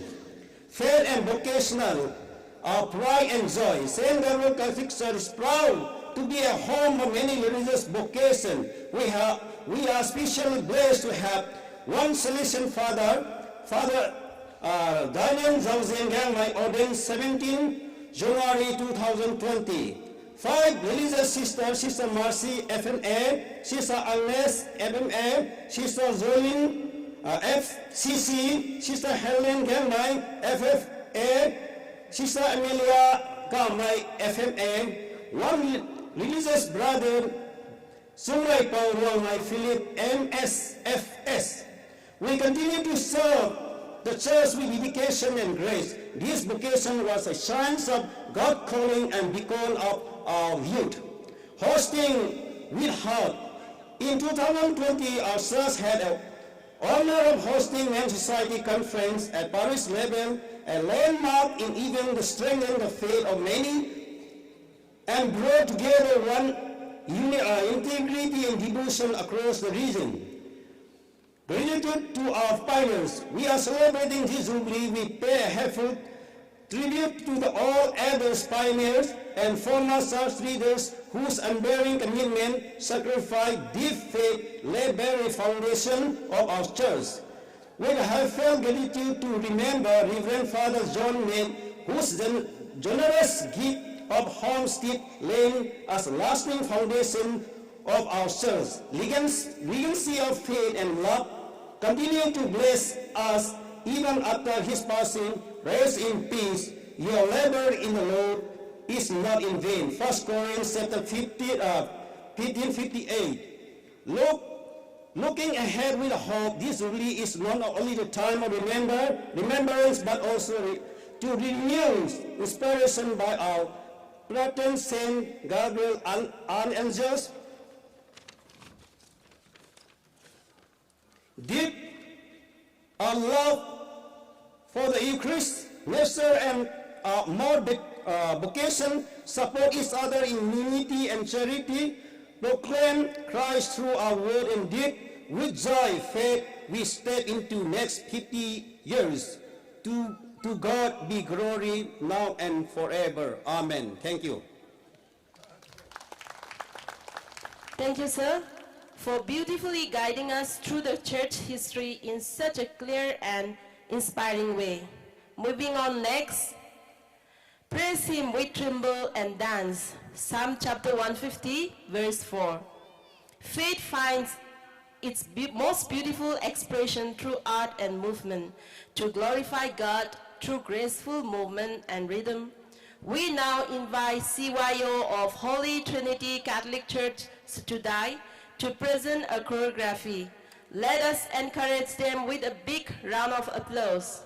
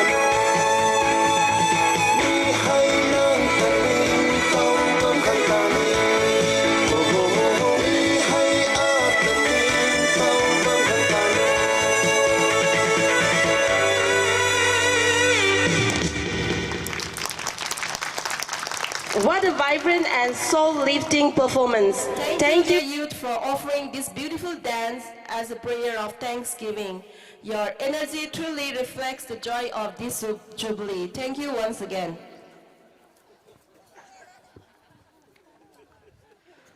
Thongku thế kagan le daban pi thai lai na tao hai ni na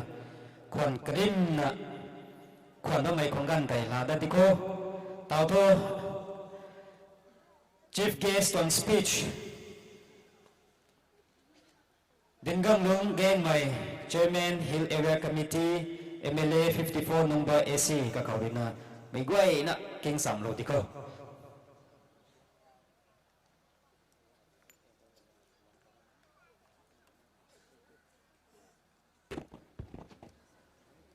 nila may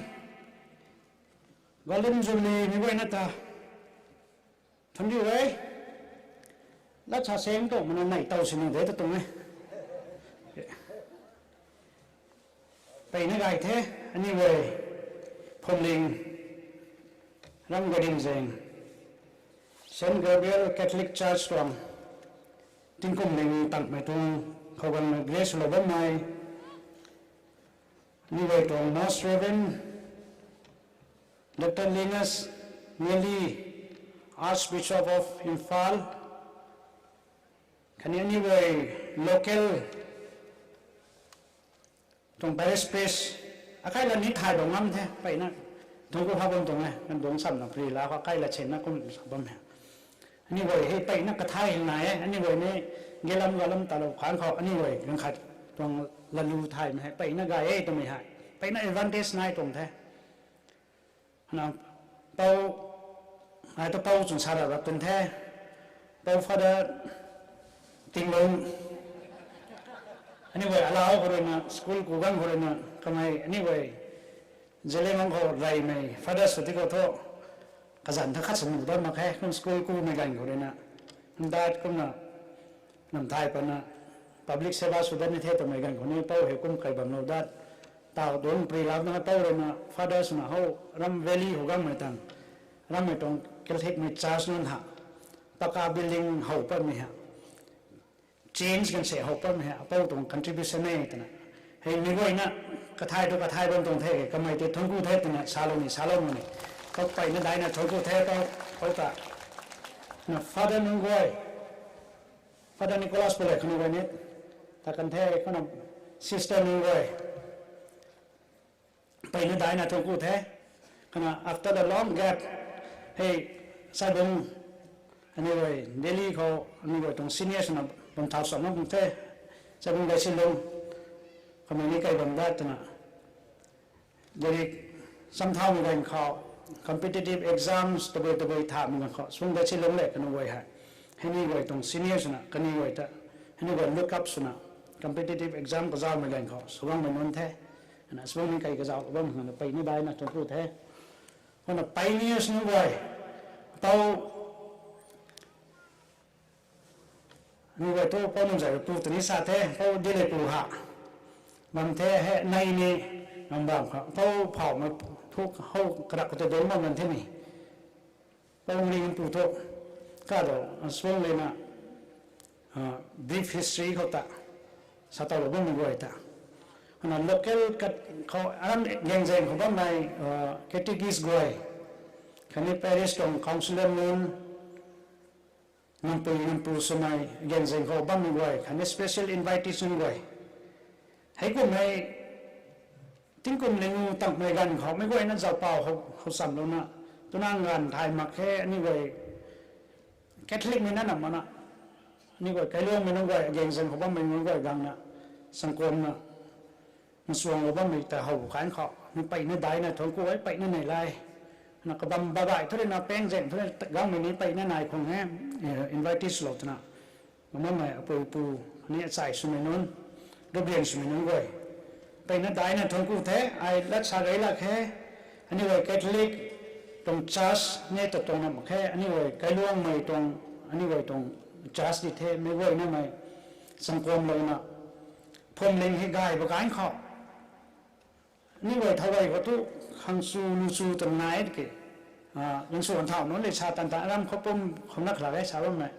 กระปุยเรียบเท่าไม่แต่ขังสูเขาเรียบเท่าให้ชาไม่ได้ผมนะอันนี้ว่าปุยเรียบมั่งมาถึงจัสเขาตัวปุยนะอันนี้ว่าซ้ำใส่เลยนะลงเท้าไม่ตรง institution ขัดเท่ก็ไม่เจงเพราะไม่ไหวนั่นไม่ดิ้งก้าวไกลกู้คนนี้ร่างกายนี่กำลังโดดตะเกียบท่อ society ฮะกายนั่นลงนู่นนี่ร่างกายกำลังเตะ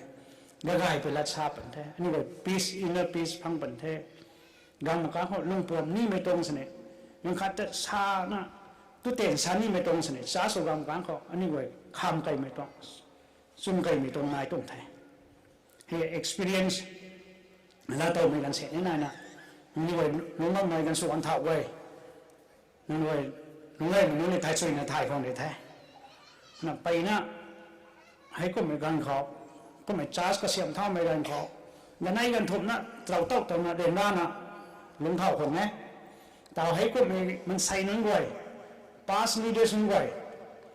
pass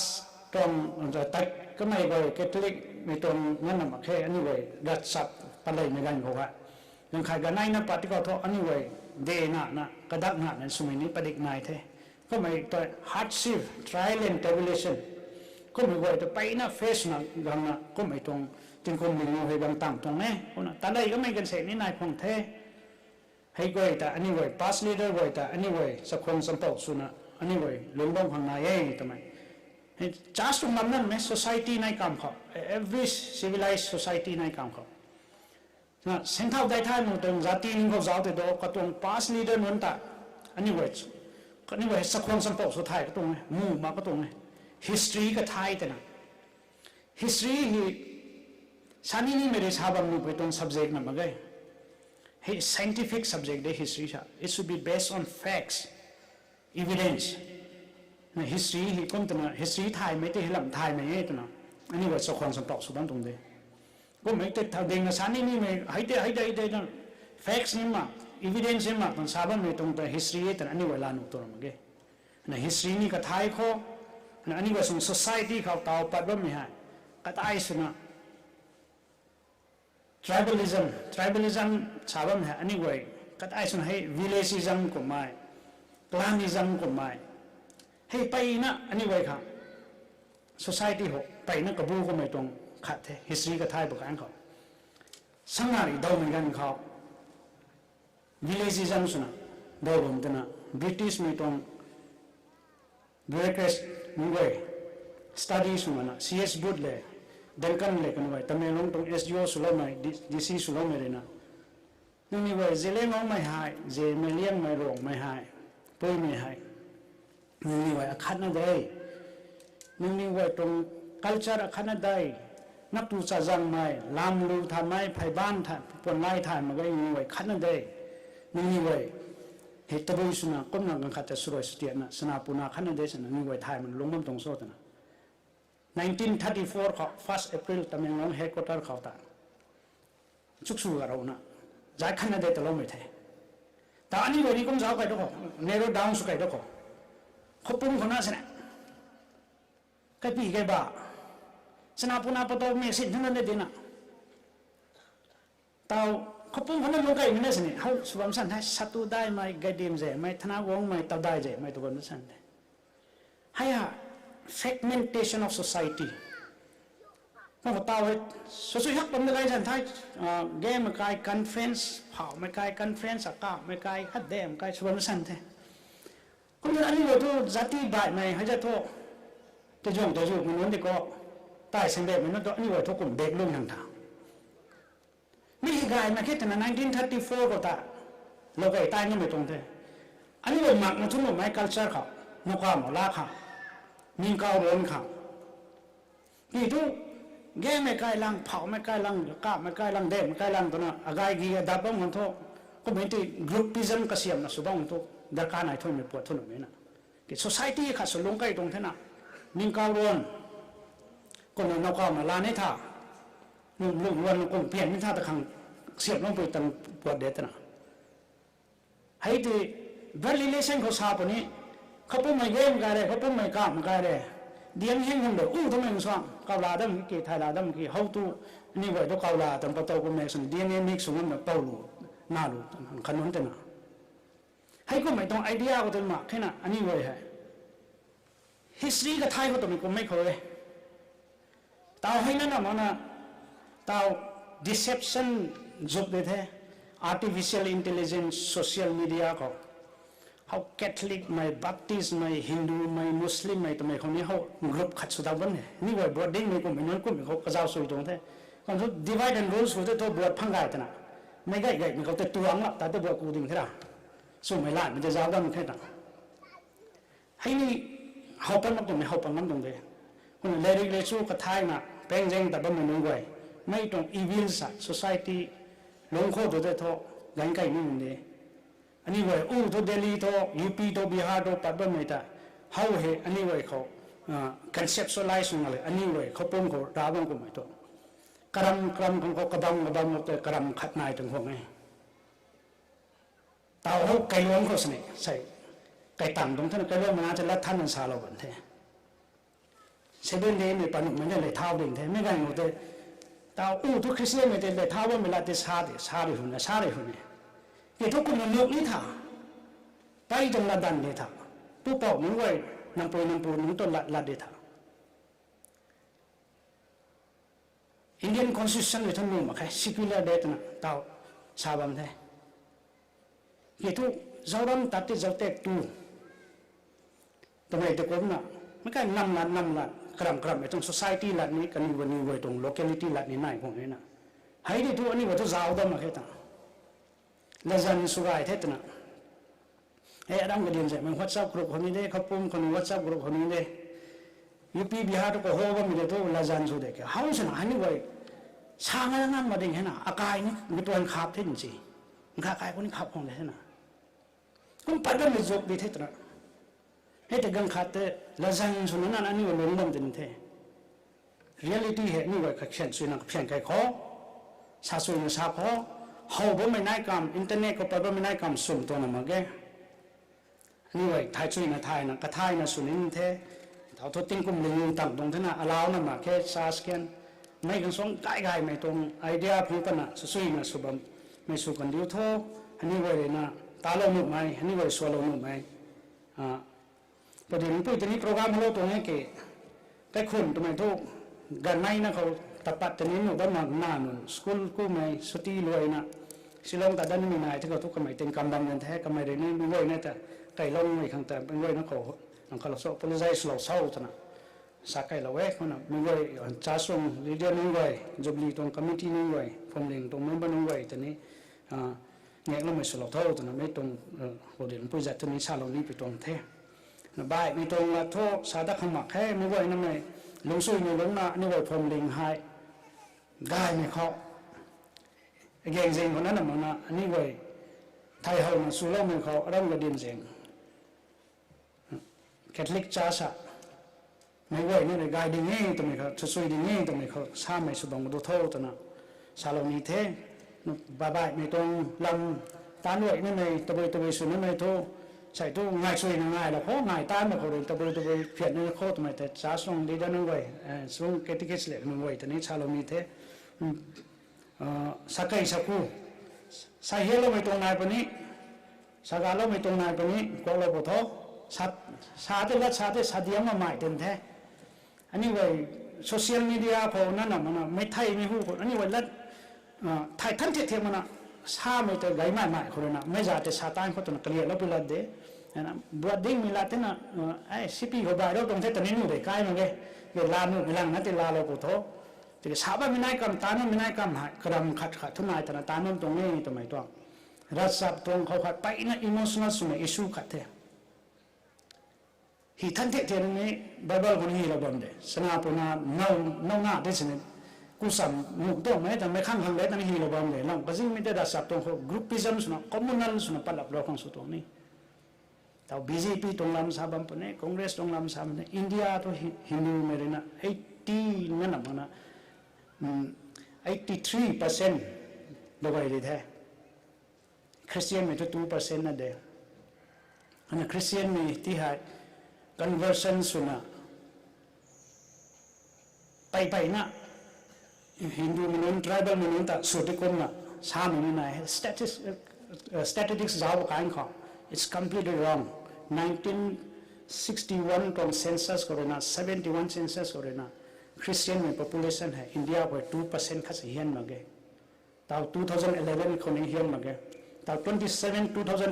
คนนี้เฮียนต่อมาเกะ wonder where is the conversion takes place anyway ให้นี่ data ไทยงั้นเลย anyway เนี่ยให้นี่ anyway debate สุขังเดะดังการจะสาดาวก็ตัวเท่านี้ anyway localize ไม่น่าเขารับสารับนั่น data เดจ้าเท่า Christian ไม่เลยนะเฮียนกูถ้วยมาเกอินเดียเขาเจ๋งตั้งแต่1970ก็ proportionate proportion ตานะตาวสาวไม่น่าคำ conversion ตรง Christian ไม่กดงำเท่าไหร่กดถ้วยมาเกcensus เดจ้าเท่า2027เขาตาว census ก็จ้าได้ตัวอันนี้ว่า Christian มี2%คนขั้นเฮียนไม่น่ะ reduce สุกัยมาfrom fraction of the percentage เฮียนกูเบลันนะมัน2011ก็ reduce สุกัยเดตัว27เขากบวันนี้โซ่ตาว next year เดท census ให้กูมีไว้เนี่ยอันนี้ไว้ aware สุขังดรการไหนเท่อันนี้ไว้ตันสุยนะตาละเขาไม่ไว้นั่นตาลงมึงไม่ดักเขาเด้อะไรนะตาเนี่ยไม่รวยเนี่ยไม่ตีเราก็มีบางกันเขาฮะนี่ไว้ตานขนาดเด้ลิงส่วงบางต้นแม้ทิ้งกูเตาลิงสั่งนำมาแกอันนี้ไว้ลิงมันไม่ดักเขากังขันขัดแต่เส้นทางนั้นลงค้างกังขัดเขาจะชาเราหนุ่มไหมสวเราหนุ่มไหมตาเราหนุ่มไหมอันนี้ไว้กังขัดขังลุกไม่ต้องไม่ให้ไปนักกายตรงนี้ไม่ได้นักขังลุกไม่ให้กายตัวนั้นมาแก it's worth living for others กังขันขัดแต่ขากากรีนะกกโลกรีนะเสกุมทิ้งกุมกระทันเขาโทษง่ายไม่ไหวแต่กันไกลเรานะกกรีเรานะไม่ไหวนะมันขังขัดตะโกเรานะเจียนไม่ได้ประดิษฐ์นายนะลุกไม่ตรง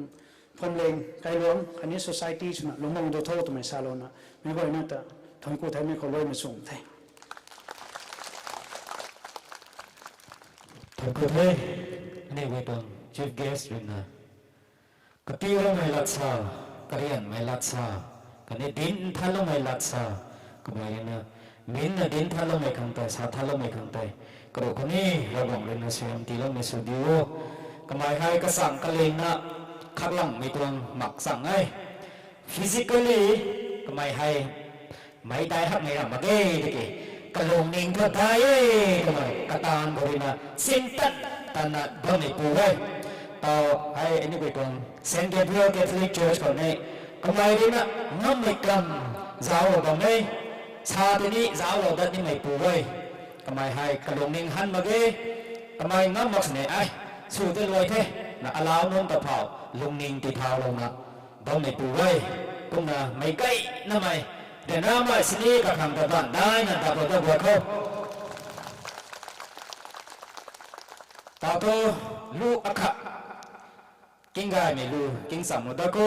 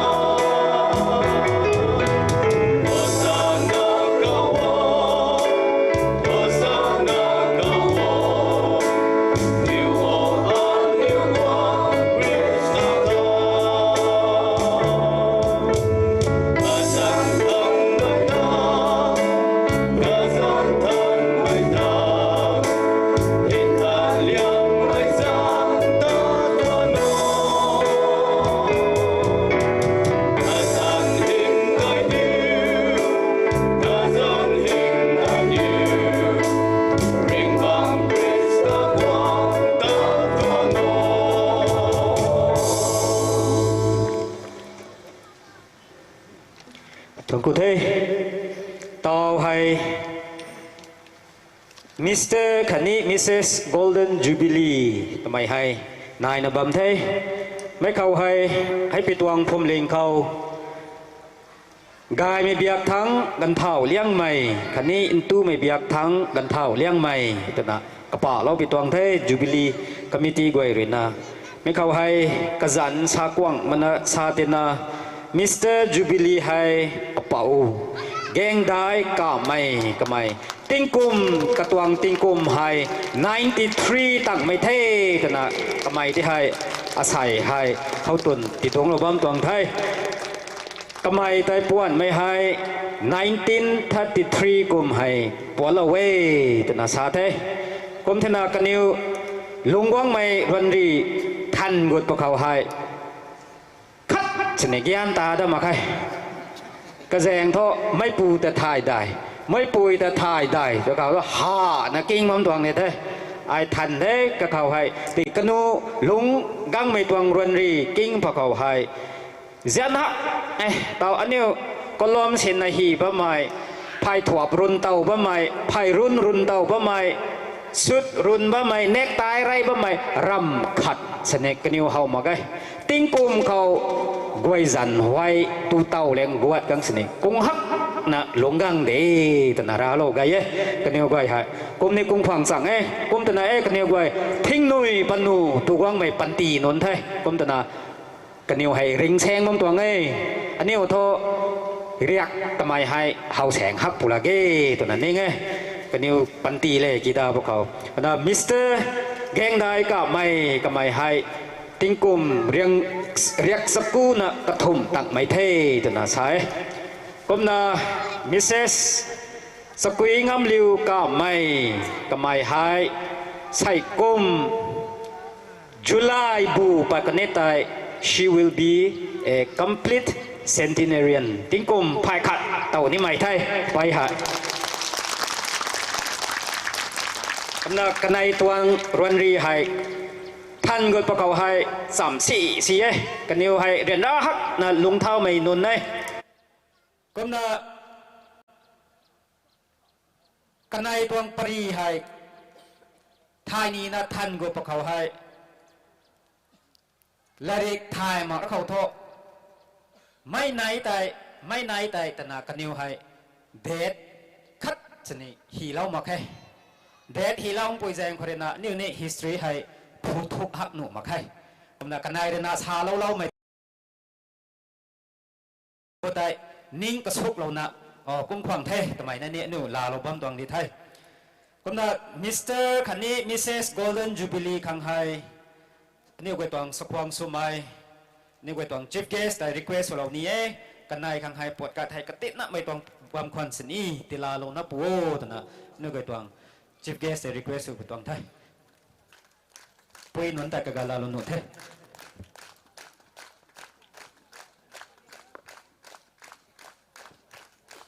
เข้าแต่นี่หนูเด้ง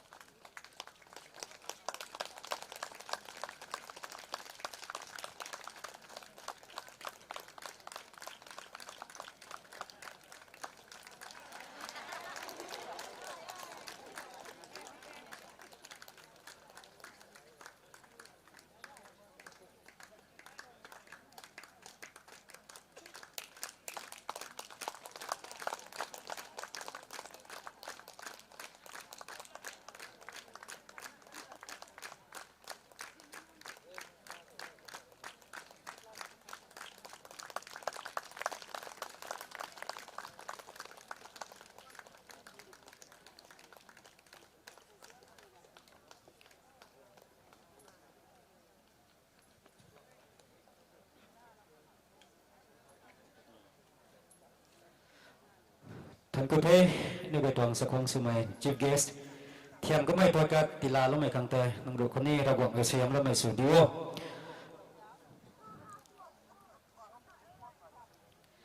เตาประกาศลาแล้วไม่กันในแต่เท่าเดียงนะรำสู้ไหมแต่น่าใช้ตัวเขาตรงว่ามีนนท์ตัวดวนหมันน่าจะวันเดียรำสู้ไหมน่าซาดาวดิเต้จู่ๆไก่เท่เตา serial number 3เขา presentation ไม่ให้ลูกกวยขังเท่กระดาษซาตึงกุม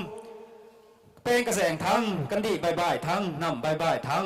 ไก่ขุนดวนนั่นนะไก่ขุนสวมนั่นนะแต่ก็ไม่กับกวยนั่นแต่invite เราจะนะกวางนาตีกรุแล้วโอ้นะซาตังเราปกเขาให้กังนะลากระตุ่มมะแล้วขังเซงไหวประตวงเท For this presentation may I request our parish priest Father Michael Hingba to come and give out the small tokens for the women folk. Father Michael, you can come down also, Father. It's not a problem. Zan tay papalo kan ni tay nang katang katang suna kum gang lalo buto rai me kau papalo ni the duan sui liu ka mai KHOUPUM to dai zeng anai tay ba mi tay gang lalo buto kazan suna salong di the kanai me kau lungai moi liu bes geng mai khau pi luang tameng longกระทุ่มไม่เข้ากระสีลูกแกงใหม่สิงเก้าตะแมงลงปได้ไม่เข้าเนียมส่งใหม่บิบิอานาแกงใหม่แรงตรงไม่เข้าริชีลันถุยลิวเด่นใหม่ลูกบ้องลงดอมเราควันในใจกระตุ้มใหม่นะกองเราปุ๊บสรุปไม่เข้าถุยซิลิวเผาไหม้ปัดตู้กระไก่ไปบ้าไหม้คือไทยใกล้ควางไหม้เลี้ยงด้วยเดี๋ยวนะกังลาลงนะปู่สไนไม่เข้ามาลิวแกงไหม้ตะซัดไม่เข้าลูกไก่ลิวแกงไหม้พาลงตะเมงลงสกิลไม่เข้าเอลิสแกงไหม้ปรมปัดIMPHAL Alice แกงใหม่รูไม่เข้าริตาแกงใหม่ลูกบ้างลงรูนักขาดมะเขาสควางไทยลิวลูกบ้างลงรูนักกันไนไม่เข้าไกซุยลิวแกงใหม่ลีลงIMPHALไกซุยลิวแกงใหม่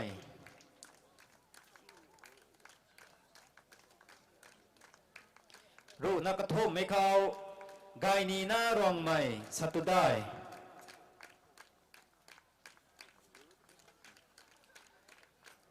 รูนับได้ไม่เข้าไกกวางใหม่รองใหม่ดิทันแซง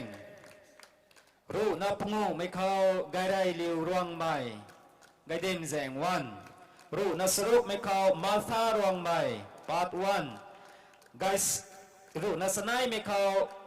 ไกสินใหม่กาบใหม่โกฮิมารูนัตสัตไม่เข้าไกซิลิวกาบใหม่โกฮิมารูนัสกิวไม่เข้าไกพูลิวกาบใหม่โกฮิมาซุยไม่เข้าบวนนายใหม่เก้งใหม่ตะเมงลง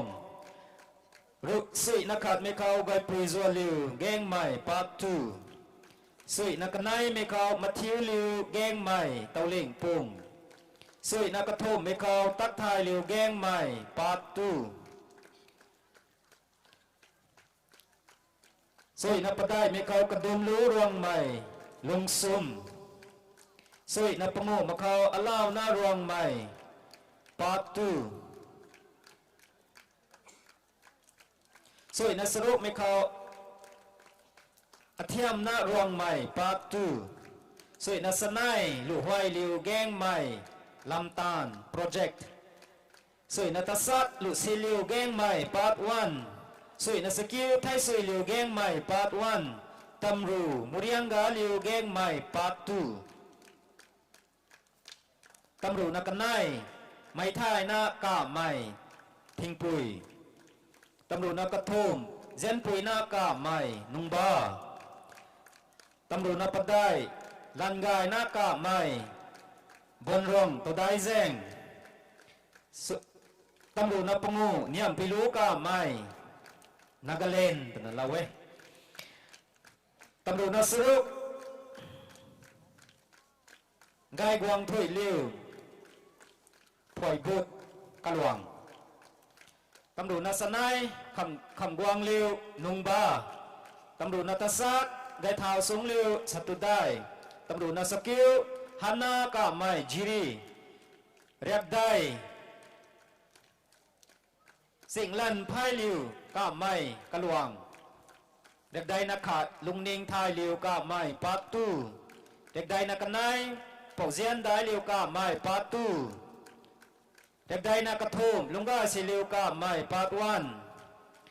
เด็กใดนักปะได้มีนาเกงไม่สิกุยหลวงเด็กใดนักปงูไกสาเลี้ยวเกงไม่ปัตวันเด็กใดนักสรุปไกสิงเลี้ยวอินฟาลอีสต์เด็กใดนักสนายสุนทันกวางเลี้ยวตัวได้แจงเข้าปุ่มเด็กใดนักสักไกนายเลี้ยวลงแรงเด็กใดนักสกูชันตีนักเล่นตัวเราเว้ยเร่งูไม่เข้าไกบัวเลี้ยวแกงล้วน Now may I also request Father Francis Tinglum, the chaplain of Family of Faith, please come and grace the women folk. Thank you, Father. เร่งูนักขาดไม่เข้าไกเซนไทยลิวแกงใหม่ตะแมงร้องเร่งูนักกันไนไม่เข้าโมนิกาแกงใหม่ลงไปเร่งูนักกระทุ่มหลุดท่าลิวปุยลวน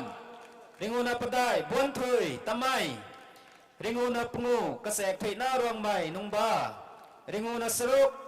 กมูสิลิวรวงใหม่ปากวันเร่งูนักสนายทวนสุยลิวรวงใหม่ปากตู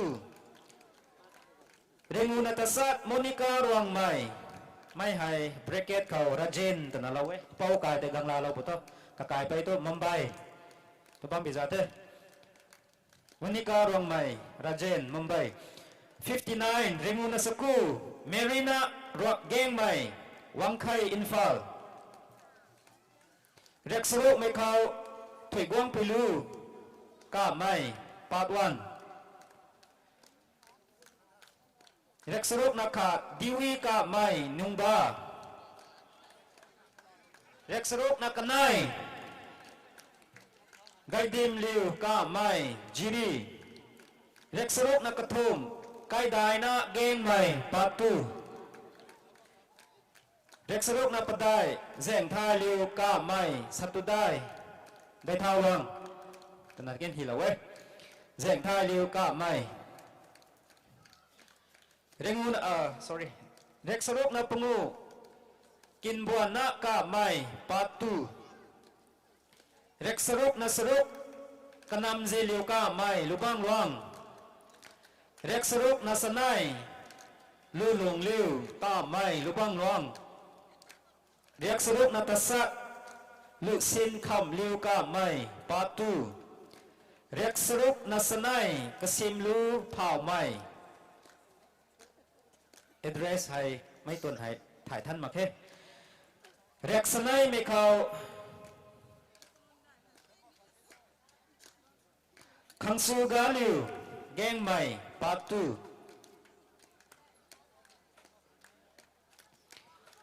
เร็กสไนนักขาดไดอานาลิวเผาใหม่ลงซุ่ม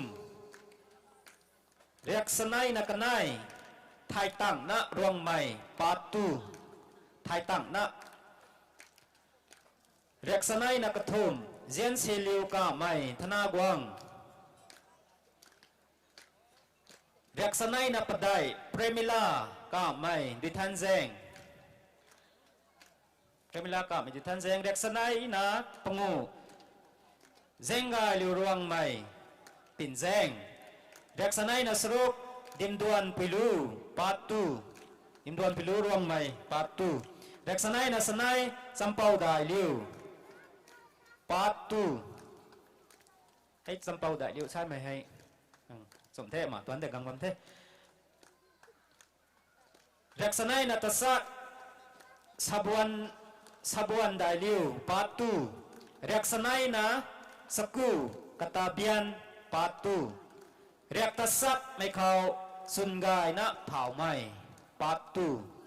กกายไปบ้านมันนี้เลี้ยงด้วยไม่กวยกังลาเรานะปัวสุนกายนะเผาไหมปาตูสุนกายนะบ้านมังนี้กกายไปกุดเททงกูเวบิวมังไม่ปวดกัดเดติกี้ให้ปิดวางพรมลิงไกด์ด้วยท่อ Catholic Pentecost Church ตนาเก่าว่าไม่กันก็แต่เดนะมีแต่ก็ไม่หนุนขวางเทแต่นั่นนี่ไงเตาเดนะ Saint Gabriel Church ตนาเก่าบันดัดแต่นั่นไทยติกี้พรมลิงตัวขัดนั่นเดก็น่ะให้ไปตวงพรมเลงเขาเรนะไอ้คนบ่ายทั้งสวมแต่ก็ไม่กวยให้ไปตวงบำเขาบิวงไม่ปวดกันนัสเนี่ยกงลาตังเราไม่กับกวยนะดูเขาสุยามได้นะตีเราไม่สู้กันเดียวนั่นซาโลนี้จันเกาปะตังเรามักสนี้ให้ไปตวงบำเขาให้ไปตวงพรมเลงเขาเรนะมันใส่ซาไม่ทูหมู่ละเกงมาเกลาละเกงมาเกให้แจงเรนะ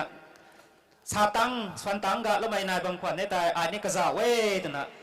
จักตวงหมักนะเราตวงหมักนะกังนะลาโลนะปูนะเส้นไหวตวงเถอะ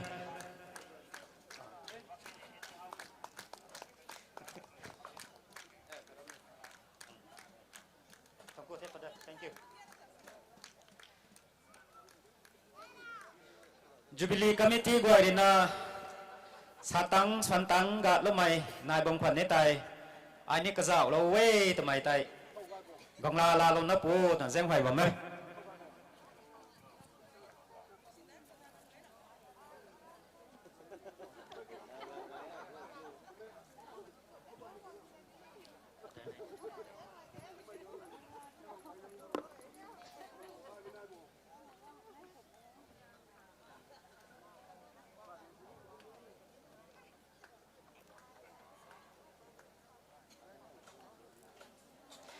Congratulations to the honored couple. Your life of faith and dedication is a true inspiration to all of us. Thank you for being a shining example for Christian family life. And also thank you so much to our parish priest and also Father Ting Lung for giving out the presentation. Moving on next. Let everything that breath praise the Lord. Psalm chapter 1 aims to experience the liberation by manifesting the glory of God. Culture enriches faith and faith sanctifies culture. To celebrate this harmony, we now invite CYO of St. Peter Catholic Church, KHOUPUM Gaidimjang, to present a cultural dance. Let's give them a big hand, please.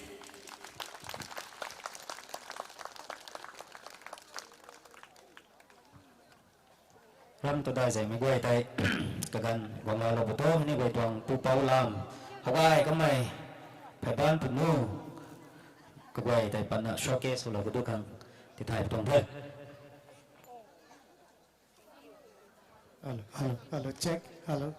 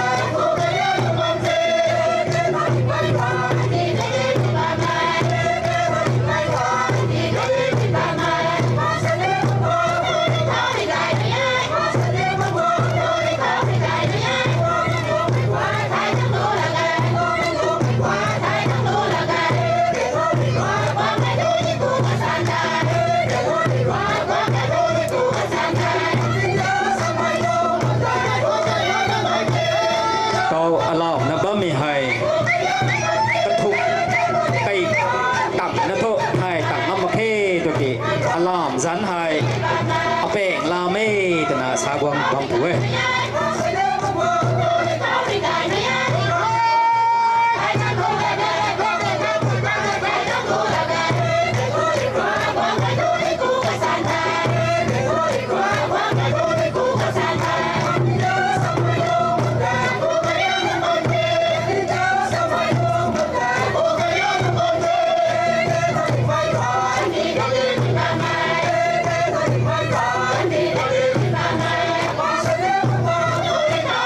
Yeah.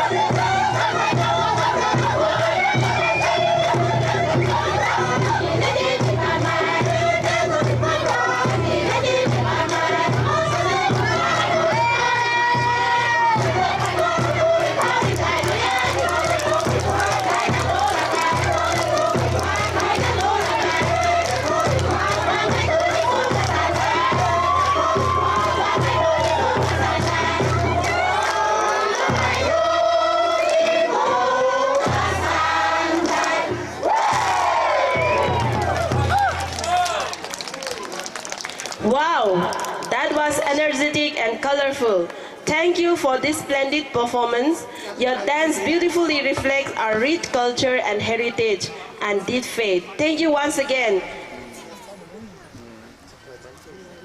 Titai mai khana saloni gari singang na kabang za to ram ka siap lo mai deng khau parking solo ba mai gwai tai kabang za to kham lo mang na kru za to thau ga khi tlo ku du khang asher sun gwai re na request so gwang na kaw ba mi to nge lakhana request solo ni gari sin mai nun kabang za to parking solo ba mai gwai tai kabang za to kham lo mang na kru biak thang hai thau ga khi tna parking solo ku du khang zeng hoi ba mi tong thai tàu cái tăng khâu này em đã thế thôn cú mày lạt sa vote of thanks hay khẩm quang pau ruang mày Jubilee Vice Chairman cái mày rồi na cái gan tay càng là lông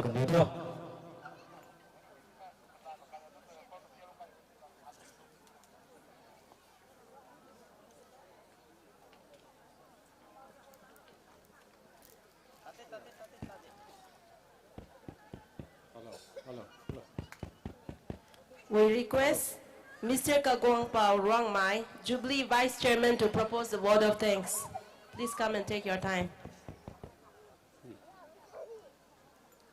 Say, hello.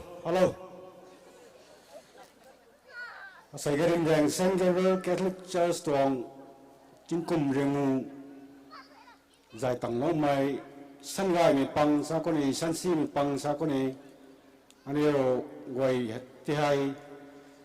saya lo wang gai mirana anh yêu khang gan gai mi ti lo bom mi cái này lo wang rơi luang ông na làm quay na chín chui đâu mi khang ta mi quay na thun ko ai krian ni ara na tong Jubilee gam ma bijang krena mi quay Jubilee bijang krena lo wang gai mi ti hay thun ko na bam kho to mai hay rai mi kho ma sarani bi tong thai nhưng mà sai cái gai phai cái gai sang nó bijang krena gai gì đó na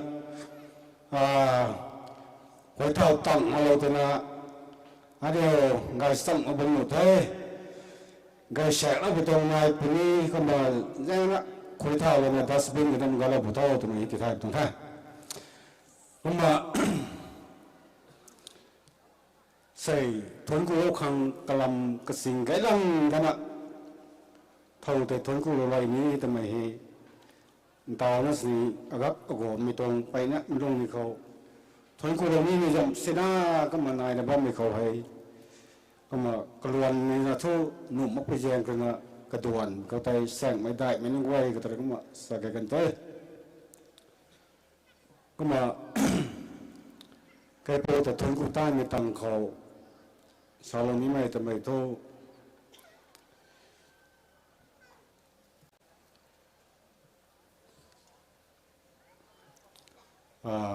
นี่ไว้ตรงบาเบลมโคเขามาดีแล้วเว้ยเขาไปสุคริสต์เลยนะเขาไปปีเตอร์น่าจะเจียนได้แต่น่ะทันกันไหม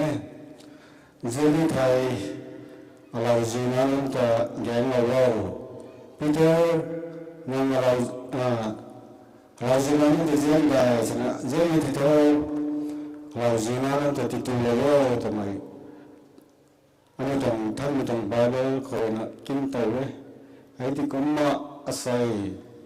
อันนี้ก็ปีรู้ก็บ้างไหมสกวงสมัย Archbishop Dr. Linus Mili ก็ไม่เรียนก็เราจีนนั้นก็เลยตะกุนมาสุวรรณภูโซทำไมแต่อันนี้ก็ได้ลงนะใส่ไก่ตังลงนะอันนี้ก็ครั้งที่ตัวที่จังลงนะbungang tong tek tu ngai bula titu lo the hai kama akhang tu ni na pan chi lu seng kani rawang tong lo pok khol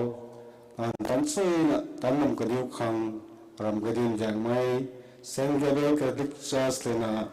kama kulum na wan ka thu na khol ning taw na bam ni ta mai ti saloni bi tong te ka kang ti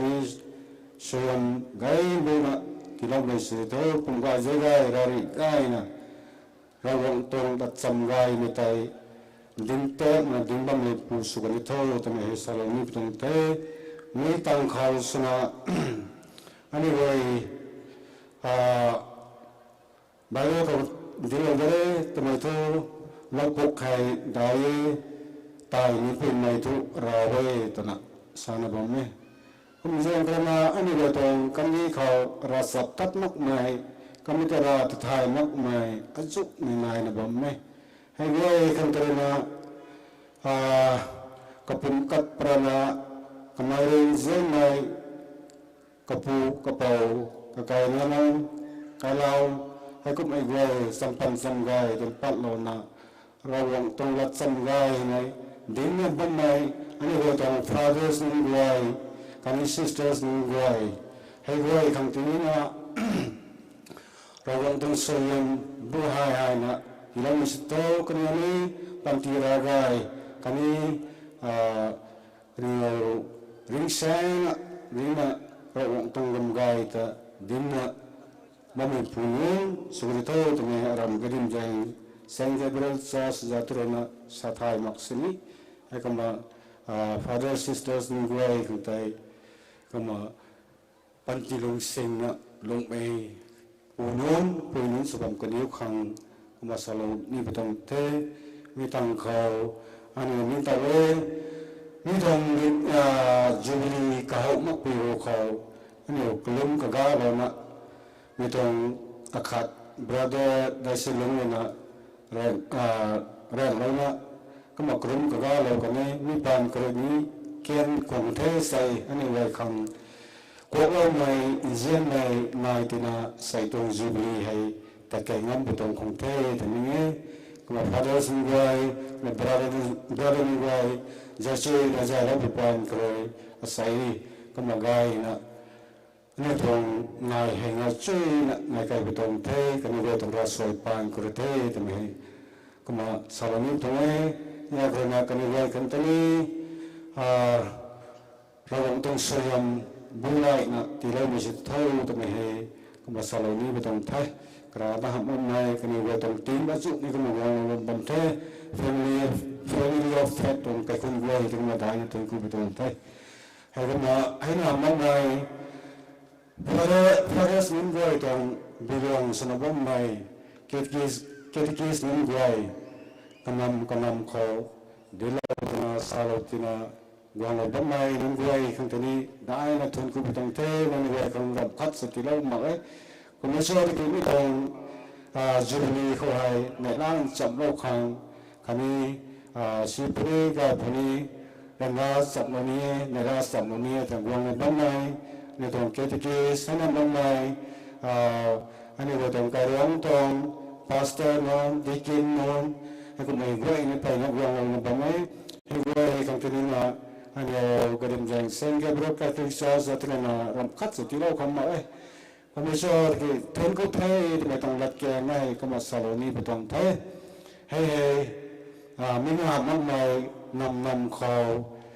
kun pu ko kami thai invite lo de na guang ka za lo ba mai nan gue authority non kama ba bai mai lo tena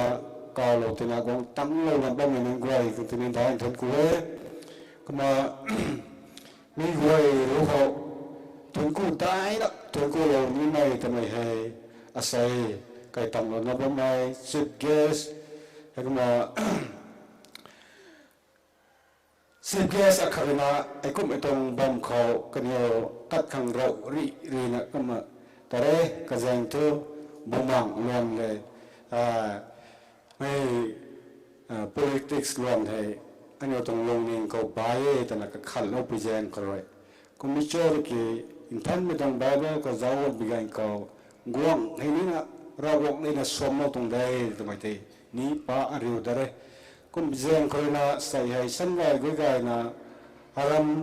เครื่องราไม่ขังสนะกวางก็ไอ้เนี่ยขัดที่เราเนี่ยว่าไม่ให้อาศัยส่วนไม่กันนี่นะไม่Gaidimjang Saint Gabriel Churchเลยไม่รู้สึกเขาไปแล้วไม่ตรงนำคอย วังตังเราเนี่ยเทนังสะสวเราเนี่ยเทนะสาเราตัวนั้นเนี่ยล้านนะกองกระจอกวันนั้นบ่ไม่อันนี้ไว้ตรงซาบเอมิเลตนี่มาได้เนี่ยทั้งคู่ไปตรงเทก็มาอันนี้หลงไปตรงเลยบางก็โทษทั้งคู่เททำไมเก่าเลี้ยงไม่ได้เทเป็นสาไทยมันยังกระนั้นบาร์ก็สาไทยตัวทั้งคู่เอตั้งระดับตีเราไม่ได้ตัวให้ตัวทั้งคู่ไม่มาปรุงข้าวมาเลยตรงนี้สาไทยก็ไม่ทั้งคู่ไม่ละสาเลยก็มันตานวิธีไหนตอนนี้ก็สาไทยก็มีอย่างใครมาละสานั่งอยู่เทเขามาก็ไม่มีก็ไม่ได้นะตามนี่เหตุเลยนี่เหตุตัวน่ะมากุ้มนะกระขันนะบ่ไม่สานใจนิ่งไม่ใจเราหวังไรเวลาตีถงเราก็จะเท่าตัวไม่ให้รำจะสาสเบียดทั้งเลยนะก็ดีเราไม่ต้องไทยมาเท่ากับไม่รัดสาให้ไม่ไปเท่าก็อิมพูนะสาเราลมหนุไทยกี่มีหลักแกงนะให้กระดูกโฆษณาแบงเหล่านี้ไม่ต้องเทตั้งเขาเกสบวานให้กายเปิดนี้กายตั้งเรางำมาแค่ตัวน่ะลาดเอาเตมาเนี่ยเขายังไงนะบำเทก็ไม่ชอบที่เราหวังได้เรานักกักขินสนะที่เราได้ปนะมิสเตอร์กันไรให้ Director Government of India na IRS wa mi putai pana silolate amani wa tong program ti tu ke ma ge sa kham ti lo me ra wong ngai ge na sa kham ti lo we ta me he kuma ra wong te ni dai thon ku pi tong the ka kham ti ni ra wong tong so yam gai mai ti lo mi su tho kuma kam tong seng ron khani tin chu lo mi su tho ta na aram Gaidimjang Saint Gabriel Catholic Church Zaturana Kadiloni Petong Te Nitang Kau Nitong Jubilee Day Began Kau Lam Nintau Mana Kui Moi Na Bam Began Kau Tining Tau Lo Dat In Mai Media Nang Pang Tanit Dai Na Thon Ku Petong Te Mu Sui Sui Na Bam Began Kau Aram Gaidimjang Metong Golden Jubilee Tong Kamong Ne Tana Tining tàu đất không rơi, cái này với sao lâu tiền này lá nó hay bây giờ bom khổ quăng tấn lâu nữa, anh ấy về tuồng rầm gai, anh ấy tuồng lâm xuân rầm gai ta cái này về rồi nè nín lâu độ rồi nè bom này không ta, cái mà cái này về cái này đại nó thùng cũng thùng thế, cái này về tuồng camera cái này cái xịn say về tuồng màu này ngay nữa, cái này cái bom có thủy có piêu lâu nữa. Mấy thằng media nên dân tại chung từ media thì sao cũng hay để nhiều phone giao tặng mình tôi có thể chung tòng có thể bảo vệ nó phăng làm bình thế hay tòng group thì thì sai mấy chung tòng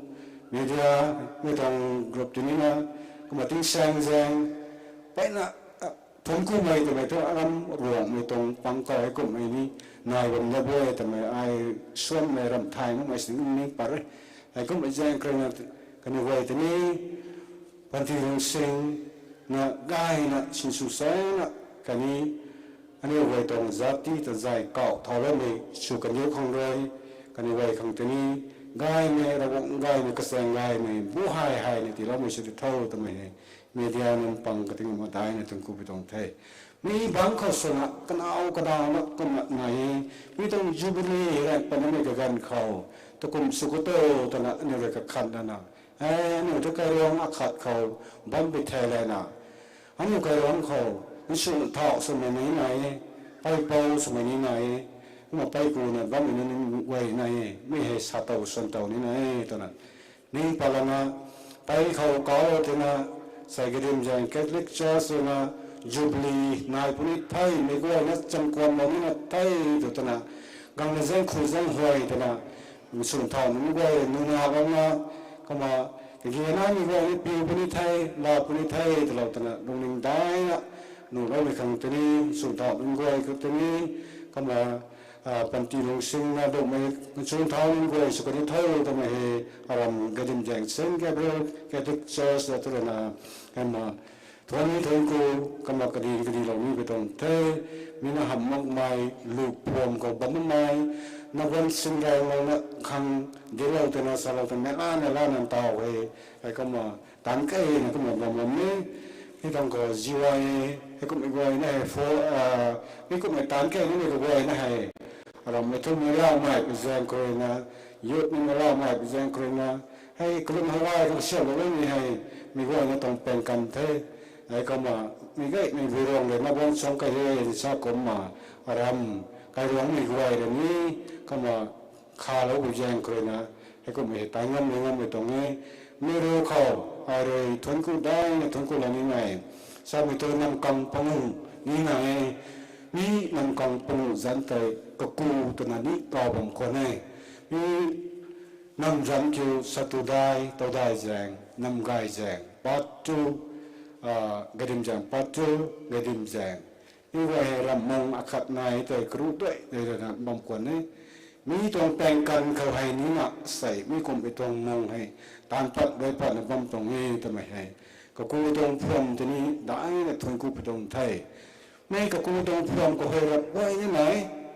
ให้เขามาปุ่มตันนี่ไงเชียนเดยนี่ไงก็มาละใส่ให้รู้สนัดส่วนกับใหม่สนุกอะไรนะคำก้อยส่งตรงเราพ่อแม่นี่นะก็กูตรงก้อยนึงก็เท่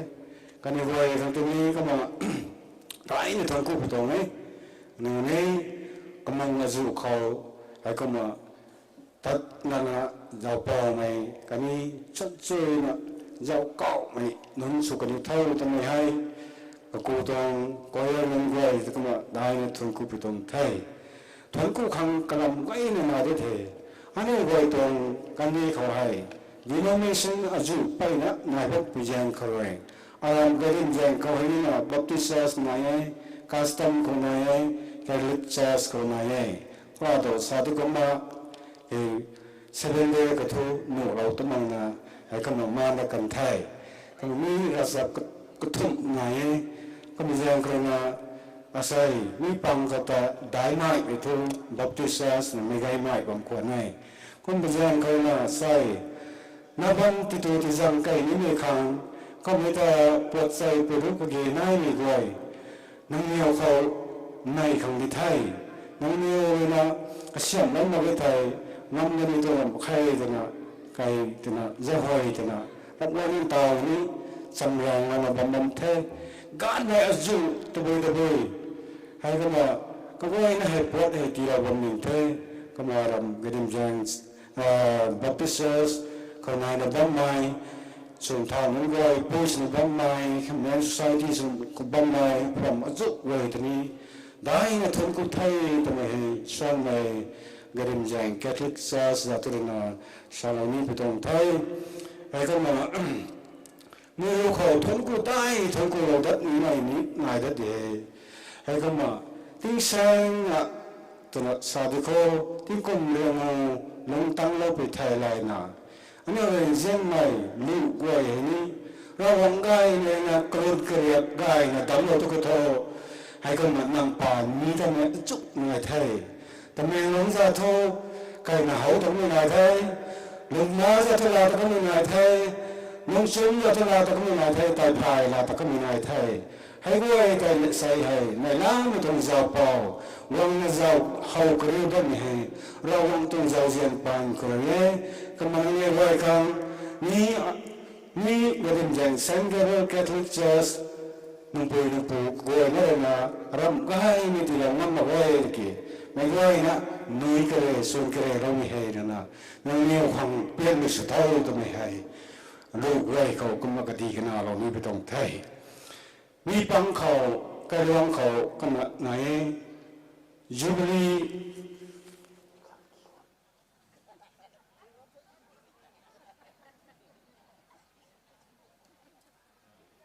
ก็มาใส่ตัว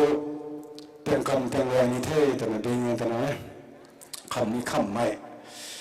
คำแรงเคยมามีเต็มคำสวยล้มมาที่ตัวอันนี้แต่พูดได้ดีไปแรงเคยเท่มาไกลทั้งกูเลยมีจุลีคำรวยแต่ละกวางกระเจ้าแบบมุ่งในก็ไว้นะแต่ได้ในทุนกูเท่ต ข้างเกรียงไม่เขามีตรงมงให้ลอยเท่ต่อโทกายตนุเท่แต่นั้นไม่งงนะจูบิลีตรงเต็กตูให้ไม่ก็ให้นะครับจำได้เลยผมไม่ให้ไม่ก็ให้นะตัวเราสั่งเรามาละตลอดผู้เท่ากติดน่าสิตุสีผู้นี้ตัวไอ้คนนี้อารมณ์กระดิ่งแจงเส้นกระเบื้องตรงในล่างตรงจูบิลีตรงเต็กตูเท่แต่ไม่ให้ไอ้ก็มาในล่างนะชินเจ้าสามโมคังมีตรงมองให้รวยกันที่ไทยปกตันปรารานะไม่ก็อินจวนแล้วโตก็มาให้กราวตีกันไปปลาตัวมีว่านะสินสำเราจะเข้าทำไมให้ไม่ว่านะที่ให้ได้นะถึงกุไทย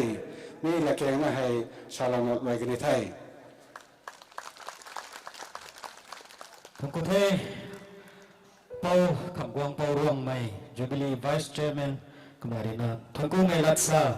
word of thanks tai kakun kakwai tau dik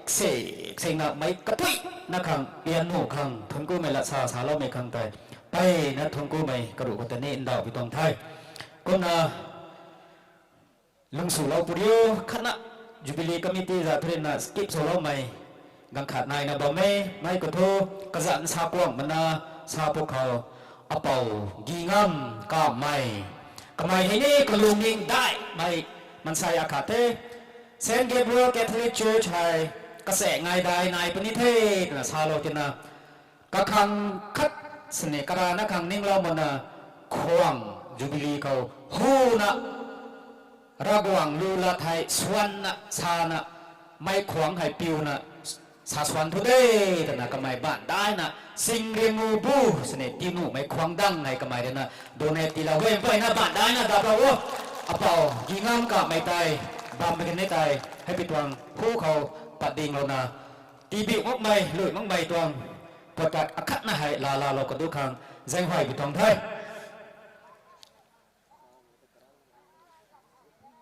อ่ะเปล่ายิงงามกับไม่บำไม่ตายผู้เขาปัดเราหมดทุก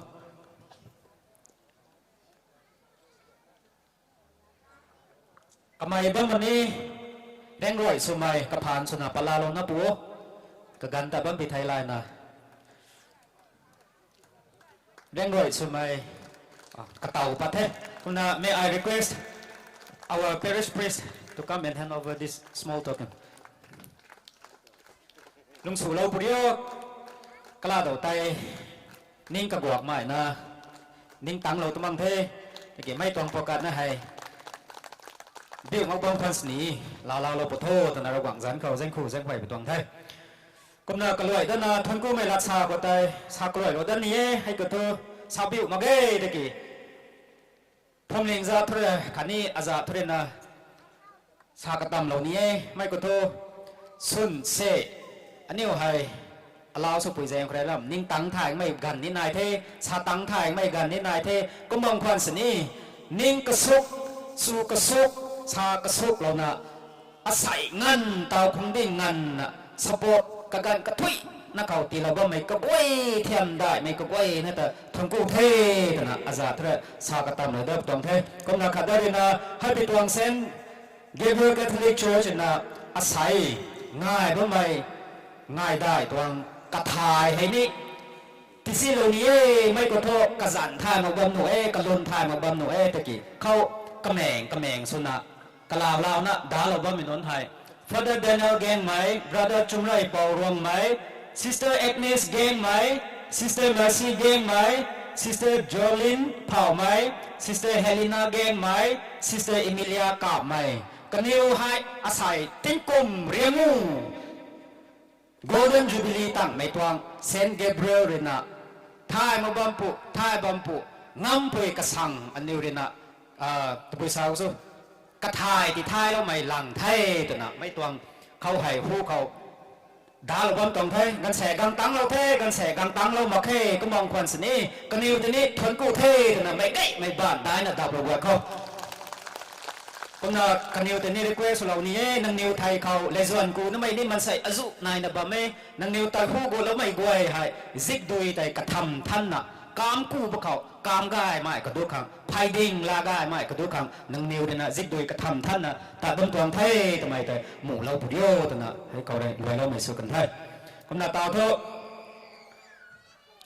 lôi mày gần hay ngăn lỡ mày gần hay gần thế cũng là closing hymn tại ring mày lật lù phải nay đẹp sân này là sân này tại mày hay mình quay nè ra quảng được thuần quân là sau đêm sẩm là xuân sẩm rồi không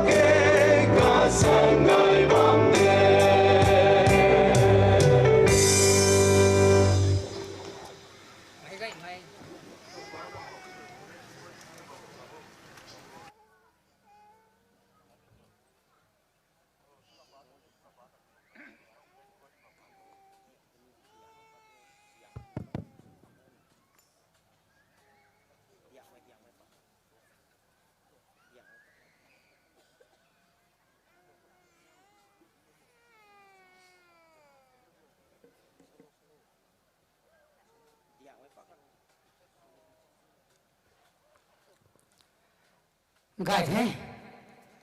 tàu mấy quay nó pi gồm là cái này thầy xuân này ai là mấy cái phàn sản khoan phải nó cũng mặc lồng làm thế mấy quay nó cả bẩm sai thì cũng mặc lồng khó thôi của mày cái này xoay này mớiต้อง là xoay kháng kapu cái này cái nào IMPHAL cái này bù mang thành mớiต้อง dân khẩu amen thôi của ấy các cung các anh các quay nó khẩu sang dài đầu nó bông mày bù ra quang mang say quay nó tuồng ra quang anh yêu mấy cái quay nó thì hay sen dân này sen Gabriel Gaidimjang chos mina bố ra quang làng nó bông mày tuồng cái quay hay kahau thao nó bị khâu tren na loi sik mengalan na kai bano tong bumang na kana lam loi lam kan pulawan na takangan mak na tay na tong kuwa apure namo na mi kan mi go hai silver jubilee na ni kai bang nang tining tau khang kai pong mai pa pathai la huang tong biak thang tai nang tong phai ding nang tong cha sai tu bu subam tong sau tu na tining tong mai tong khwangan tani tilu lo kan the asai ka se ngai dai ti dung lemu ti lung tang lo na mi gu mi dung pung ngai hai ma pung pha na ti ngai ka lo na bang le kang tani pura wang nang him da na sukan ni tho ni tong sen Gabriel sa sai ra wang tong him nung da ma tong pati sukan ni tho chu jang ma ni pating na la tong mai tong cha sukan ni tho sai ti ni ka khau zen mai anu mai tong sang mai dai mai ka bang ka lu lung na ba mai คันนี้ดูเขาบ้างไหมหน้าเขาบ้างไหมไม่หัวอีกเลยนะไม่กุมตรงปงไม้ให้ตีนมาปงพาลนะกายละชอลก็ไม่ดิลก็ไม่ตรงละกังไว้แต่ปิวเท่าละนะกายเปล่านังปั๊มมันชวนไม่ตรงจัสคันนี้นังไทยไล่นังไม่ตรงจัสนะแต่กันก็ที่นักนกูละไปดูคันนี้กายเปล่าเขากัดวันละไปทางไทยถอยมุไทยพบมาราวังเจนไหมนังอานุสรบ้ามันใส่กล้วยเลยนะปีกุมนั่นนะเปล่ากระทวงลุงนิ่งเขานักกุมนักมัดสวดนับบังไปตรงกางเขานังบังผู้อ่านส่วนไม่เลยกายเปล่าไหนกันในพาสนานังเขาควรเป็นนักกลุ่มไหนตัวไงนี่เราบุกไปอันนี้กายเปล่ายิสุคริสต์ปังเขาเลยกระปูคนนี้กันนะคนนี้มังทันไปกับหุ่นได้ไม่นานไม่สุกันเดียวรายกุมารตาวนี้คนนี้ไทยทางตามุกันเดียวเฮ้คริสเตียนในนู้นแต่อินคาร์บังในปุยมาเรียงอันนี้ขังให้ในคาร์โลกระปูคนนี้กันนะเปล่าคนนี้บุมังทำไปตรงสังเขาอาเมนฮัลโหลผมคุยเฮ้คำไม่รัสไว้ closing prayer ทำไมเป้าดินะเป้ากำลังไทย local catechist Saint Peter Catholic Church ขอบคุณตัวได้เองกับไปดินะกลุ่มซีนักกลุ่มเราคนไทยกระดูกตอนนี้เราบอกนะเสื่อมแล้วไม่สู้กันดีว่าใส่ตวง formal service กระดวนไว้เถอะไม่เข้าติดนางานเราเทตาวไฮอันนี้ว่า golden jubilee meal ทำไมไฮกันสินไม่เบียกจะทั้งเลยนะนู่เทเราเด็ดนิวตุสัมปนีผมได้ information กันให้กระทุ่มที่ไทยหูเรานี้ให้กระทบอาศัยให้อันนี้กริ้งซินควงสลบไก่รักตัวเขาดีนะให้ตัวดอมก็ให้ night gathering ให้นายพวกนี้ night gathering นายละกินนะ night gathering นายละกินนะ flag the horse ให้กระกันนายพวกนี้ให้ตัวพิเศษคนนะลูนนกวยแต่กระกันสานาดังเราผัวผมนะ Saint Gabriel Church ตัวลูกกันกวยแต่ดูทั้งระกังใหม่หน้าระกังใหม่นั่งนิ้วกวยอาศัยโตหน้าดวงกังปุยแต่หน้าลาเราคันโตหนังปุยโน่นนี่นะรีเควสสุบะเมกระแสงท่อตีภาษาคนนี้กันนิ้วเขาตะเล่นไม่ใจที่เสียเราก็ดูคำกระกันตีเราคนนี้ผมนะเอนเตอร์เทนเมนต์กระกันให้ปูกวยนี่สบอนกวยนี่เอนเตอร์เทนเมนต์กันให้นายนะบางไก่คนนี้ไทยกุ้งกระแสงคนนี้นะเอนเตอร์เทนเมนต์กันเขากระกันกระซ่าเรานี่ไม่individual สุรานี้ไม่บางไม่สุรานี้ไม่กวยให้ไปทวงบัมเขากำนะ moderator เขาชาวเตาเราหนุ่มไทยไม่ให้ติดไทยไปปิดทวงไทย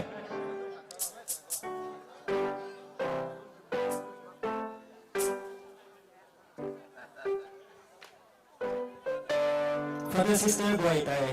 ใน photo session ได้ไว้ไทยใน church เบียดทั้งไทยนั่นนี่แล้วคังเซนหอยตรงนี้ photo session Again, I'm going VIPs noon, catechist noon, former catechist, present catechist, number back, noon. Special invitees to go to church biak nang nanti masuk ke zen berdomai. Oh, kalau kalian nanti kaya, dari number 0730. Hai, kami hai kita perlu jatuh gak kit terlalu tukang. Ushers gue request ubah di highlight na di thai domai 0730 Maruti car hai perlu jatuh kau gak kit lagu tukang